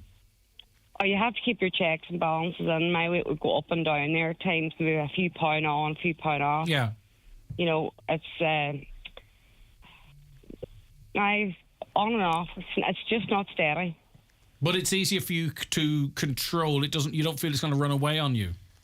No, you feel like you're in control. Yeah. And you're 10 years in, so you know. I mean, that's 6 years in. Sorry, I mixed the stones up with the years. 6 years is a long time. 10 stone off. Listen, Julie, and you're feeling good. Your medication has been reduced, and presumably feel better, much more optimistic about everything in life, Marie. Yes, definitely. Any tips for Julie now? She's here. You're a veteran now, a 6-year veteran. She's 6 months in. Just watch your diet. Yeah. Watch what you're eating and make sure you eat. Yeah. Make sure you eat. You know, isn't that yeah. There is days that I would feel that I'm not hungry, but you have to eat. You have to eat. Yeah. I was very bad at the beginning. When you're going through the diet, you know, afterwards, I couldn't eat. I had no desire for food. But then you're going to feel lethargic, lightheaded, you know, so yeah, okay. Great advice, Marie, and continued good health to you, and thanks for talking to us. Thank you. All right, take care. Julie, nice to get the two calls. It is from definitely, from the feedback two, from people. Yeah, exactly. You, I think you're already getting to set yourself into a routine of knowing what you have to do to... You seemed already very conscious of that and talks of the eggs and stuff. Yeah. But even if you're not hungry, get it into you. Try and get something, even if it is only an egg on its own, you know? Yeah. So what's your feelings now that you're feeling great about yourself? Are you going to run a marathon or something now? No, do you know definitely. I always say, if you see me running, you run too, because there's something chasing me. I'm not a runner, but right. I try to get to the gym. It's very hard with work and family life to get to the gym. Yeah. But I just like going myself, put the headphones on and lift the weights. And you you're know, still settling into the new you too. that's I it. presume, aren't you? Yeah. Do you find your energy levels have improved? Oh, a lot? massively improved. Yeah, I can get up so early now in the morning. You're not feeling that slump. Yeah, and You know? some of that is going to be the weight loss, and some of that's going to be feeling better about yourself. Like I was carrying another person, you know, and a wee toddler about with me on my back every day. toddler. You know, Yeah, okay. Anything you want to add, Julie, before we go, or do you feel we've touched on everything? I mean, I'm happy enough. Is it very expensive? I hate to ask, but because, you know, it's going to be different things for different folks. It's €11,000, which I was prepared to pay. But my health insurance, covered it. Did it really? Yeah. I didn't know that until after. 11,000's a lot of money, but a lot of money, but you save it on takeaways after. Well, that's it. And you think of what car you would get for 11,000. Yeah, a lot of money, but so worth it. It wouldn't be, you know, like. Yeah, and not everyone has access to that or the lines of credit, but bloody hell if you did. As you say, you save then over time. Dr. Bodner saved my life. You know, he's just fantastic at what he does. Yeah. He's just amazing. And it's great for you. And as we've mentioned, we had a wee joke about Sam, but it's great for your whole family. Yeah, and I had huge support from my family, and that's what age a big. Are you young ones now? 12, 15, 18 and 20. Wow, okay. Yeah. Right, okay. So there's 3 boys and a girl, and the 3 boys now, they always try and gang up on me now because I'm smaller and I'm not as strong, you know. But I would say too, they're of an age where they can be nice and supportive to you too, definitely, when they need something. Yeah. No, definitely. Brilliant stuff. Well, listen, Julie, it's an amazing story. Just a pound or 2 off 5 stone, and still going. You're early doors in it, but we've heard some really encouraging words there from our guests, Julie and Freddie as well. Yeah. Not John, Marie and Freddie. Yeah. And you're Julie. Yeah. So that's encouraging because they're quite a bit down the line. And are you prepared to sort of say, would you say, look, if you're going to do it local? I was just, definitely. And anyone sitting on the fence, I would tell them to go and do it. It will change their life. You know, if they're like me and they're stuck and they lose and they put it back on, I just couldn't keep it off. I just couldn't do it. I tried everything to go and do it. And anybody that wants to contact me, I've had people contact me from my post on Facebook, the people that I don't know. If anybody wants to talk about it, they feel free to message me. I think really a lot of this is that because, you know, maybe it's not the way you were before, I don't know, but this has made such a difference to you that you want to, if you can, help someone else to feel like you do. Because I spoke with 2 local people before I had my operation. It was great to have them to speak to. Yeah. You know, and they recovered okay. My biggest fear was that I wouldn't recover from the operation, that I would be sick after the operation. That was my biggest fear. Yeah. And I only took pain relief in the hospital. Yeah. The minute I came home, I took nothing. But a lot of those fears were your personality traits, really. Yeah. They would have might have been there if you're going to get a wisdom tooth out. Yes. As well. Do you know that sort of way? So, yeah. Listen, Julie, it's a lovely story. It's an inspirational story. And it's not just in terms of weight loss. I just love, I love hearing about people's happiness and improvements in their lives. Do you know what I mean? And it's not just you, it's your whole family, and it's lovely. Because we have to sometimes talk about negative stuff, but it's great to hear the flip side of it as well. So thanks, Julie. Thank you so much for having me. And continued happiness and health. All right, that's Julie Gorman there. 086 60 25,000 is the WhatsApp and text line. Stop Highland Radio are going to Scotland from Monday the 1st of May to Thursday the 4th of May with the very best of music, and we would love for you to join us. Staying at the 4-star Crown Plaza Hotel in Glasgow, we are bringing with us some of the biggest country stars, including myself, David James, Declan Ernie and Robert Mazzell, to name a few. You will enjoy luxury travel to Glasgow, 3 nights dinner, bed and breakfast with music and entertainment each evening. Join us on the Highland Fling to Glasgow this May for only €575 per person. To book, call Highland Radio today on 074 91 25,000. Early booking is advisable. Single supplement applies.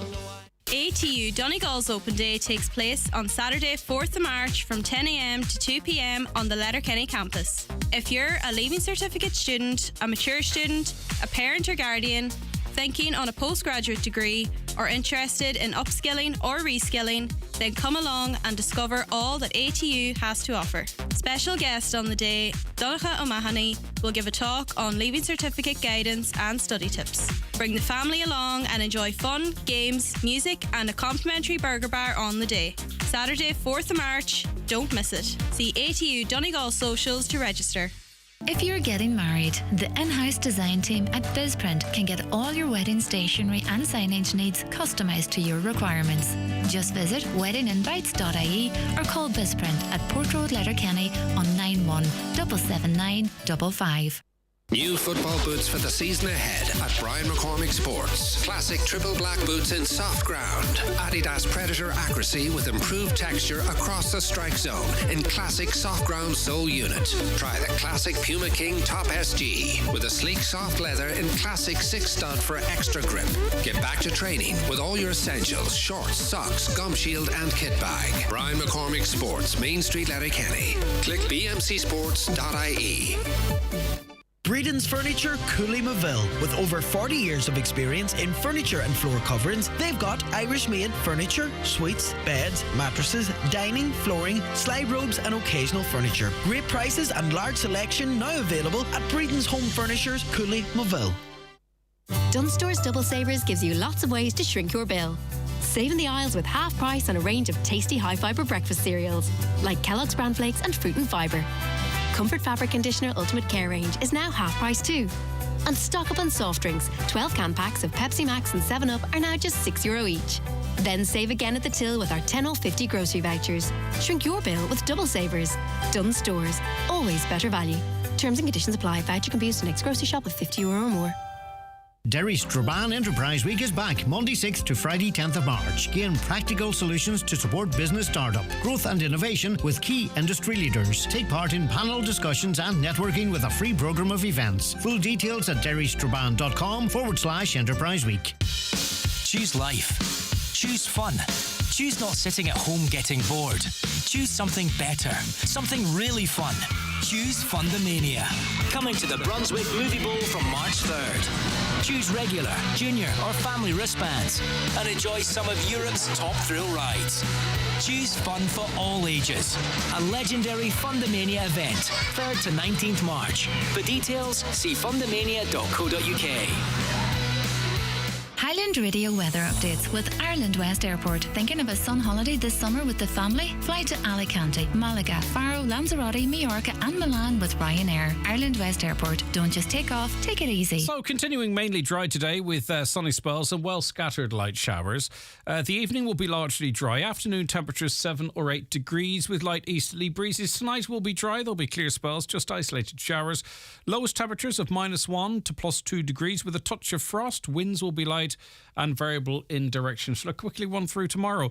It'll be mainly dry, some sunshine early on, turning cloudy though again later. There'll be isolated light showers. Temperatures for Friday 6 to 8 degrees in a light east to northeast breeze. But as we mentioned a little earlier on, the weather is going to turn chilly from Monday, and any of those light showers that you may have witnessed this week may sort of fall as sleety snow next week. So stock up on your whatever you're allowed to burn nowadays. I just want to give you a final shout out of our Instagram competition. It's all on Instagram, by the way. So the competition is there and the winner will be announced there. We've teamed up with Irwin Expert Electrical for a fantastic giveaway. We're giving one lucky winner the chance to win a Dyson OmniGlide vacuum cleaner. All you have to do is head over to Instagram to enter. Go to Highland Radio Donegal on Instagram. Follow the steps. The winner will be announced over on Instagram. And please, just while I'm talking about it, right, because there are people out there that trying to exploit every situation. A fake Highland Radio Instagram page has been established, okay, and they are exploiting obviously information that they see in the internet. They're private messaging people to tell them that they've won something and there is a link. Now these private messages are item specific, okay, so they might seem real. The prize, the competition and the announcement all is at our official Instagram at Highland Radio Donegal. If you get any messages from any other Instagram page, please block them and report the page, because there's one there, I think it's called Highland Radio Donegal Official. It's a spam. There's not much we can do about it, unfortunately, because there are people out there looking to exploit all the while. But anyway, I don't want to confuse the message. Go on to our official Instagram page today, because the competition ends today. It's at Highland Radio Donegal. Follow the steps. We'll announce the winner on that page a little later on. So you can enter today, win today. How's that for you? All right, 08660 25,000. A caller says, that's a great story. I wish that girl well indeed. So say all of us. Hi, Greg. Had the gastric sleeve in Turkey on the 25th of September. Have 6 stone, 4 pounds off. Whole new way of life, but the mental health side of things are my only negative. All right, okay. Were you assessed before that? What kind of supports are there? Maybe you want to tell us a little bit about it. You don't have to come on air, even by email or text. Like, what are the challenges for you? Maybe we can point you in the right direction to get a bit of support in that area so that you're not struggling on your own. I appreciate you texting us, but I just don't want to leave it at that. If you feel very isolated in it, please give us some more info and we can try and maybe put you in contact with someone who you can chat to and talk some of that stuff through. I wonder, was it more difficult because you went to Turkey? Would it have been better if it had happened here? I don't know. I can't understand why anyone will put themselves in that situation, taking such drastic action, major surgery requiring medication and vitamins for life. I have a friend who had this done in Turkey. She was never chronically overweight. Nothing, a changed lifestyle wouldn't have changed. We were out for lunch recently. She was unable to enjoy social occasions like this anymore. She got a pain in her stomach after nibbling a starter. But you see, the problem is, as you see, I think you might be of the view that people who are overweight just do it by choice, or they don't have willpower. Medical professionals who work in this area are adamant that this is a disease and should be treated as such. I understand where you're coming from, but maybe just try and understand a little bit more. Can you please ask that lady how much it cost? A couple in on that. She went private. It was 11 grand. Her life insurance, lucky enough to have that covered that. Greg, I shop in at least 5 different supermarkets, both large and small. I find both Simpsons and Aldi are first class, with extra assistance if one needs it. Always with a smile and never making you feel a nuisance for asking, even for carrying heavy groceries to one's car. And I cannot praise them enough. And time for one more before we go, do we? Listen, loads of you texting in there about your nice experiences in shops and with service providers. I will get to them tomorrow because it's a nice positive note for Friday, isn't it? That is where we have to leave it. Listen, thanks to all of you who took part in the show, who listened to the programme. Those of you who watched it too, all very welcome. Back with you tomorrow. Friday panel discussing all the big topics of the week, so stay tuned for that, and the usual entertainment for you on a Friday. Enjoy the rest of your Thursday. Stay tuned. John Breslin's coming up around the Northwest after the news at 12. On this week's Business Matters, I'll be joined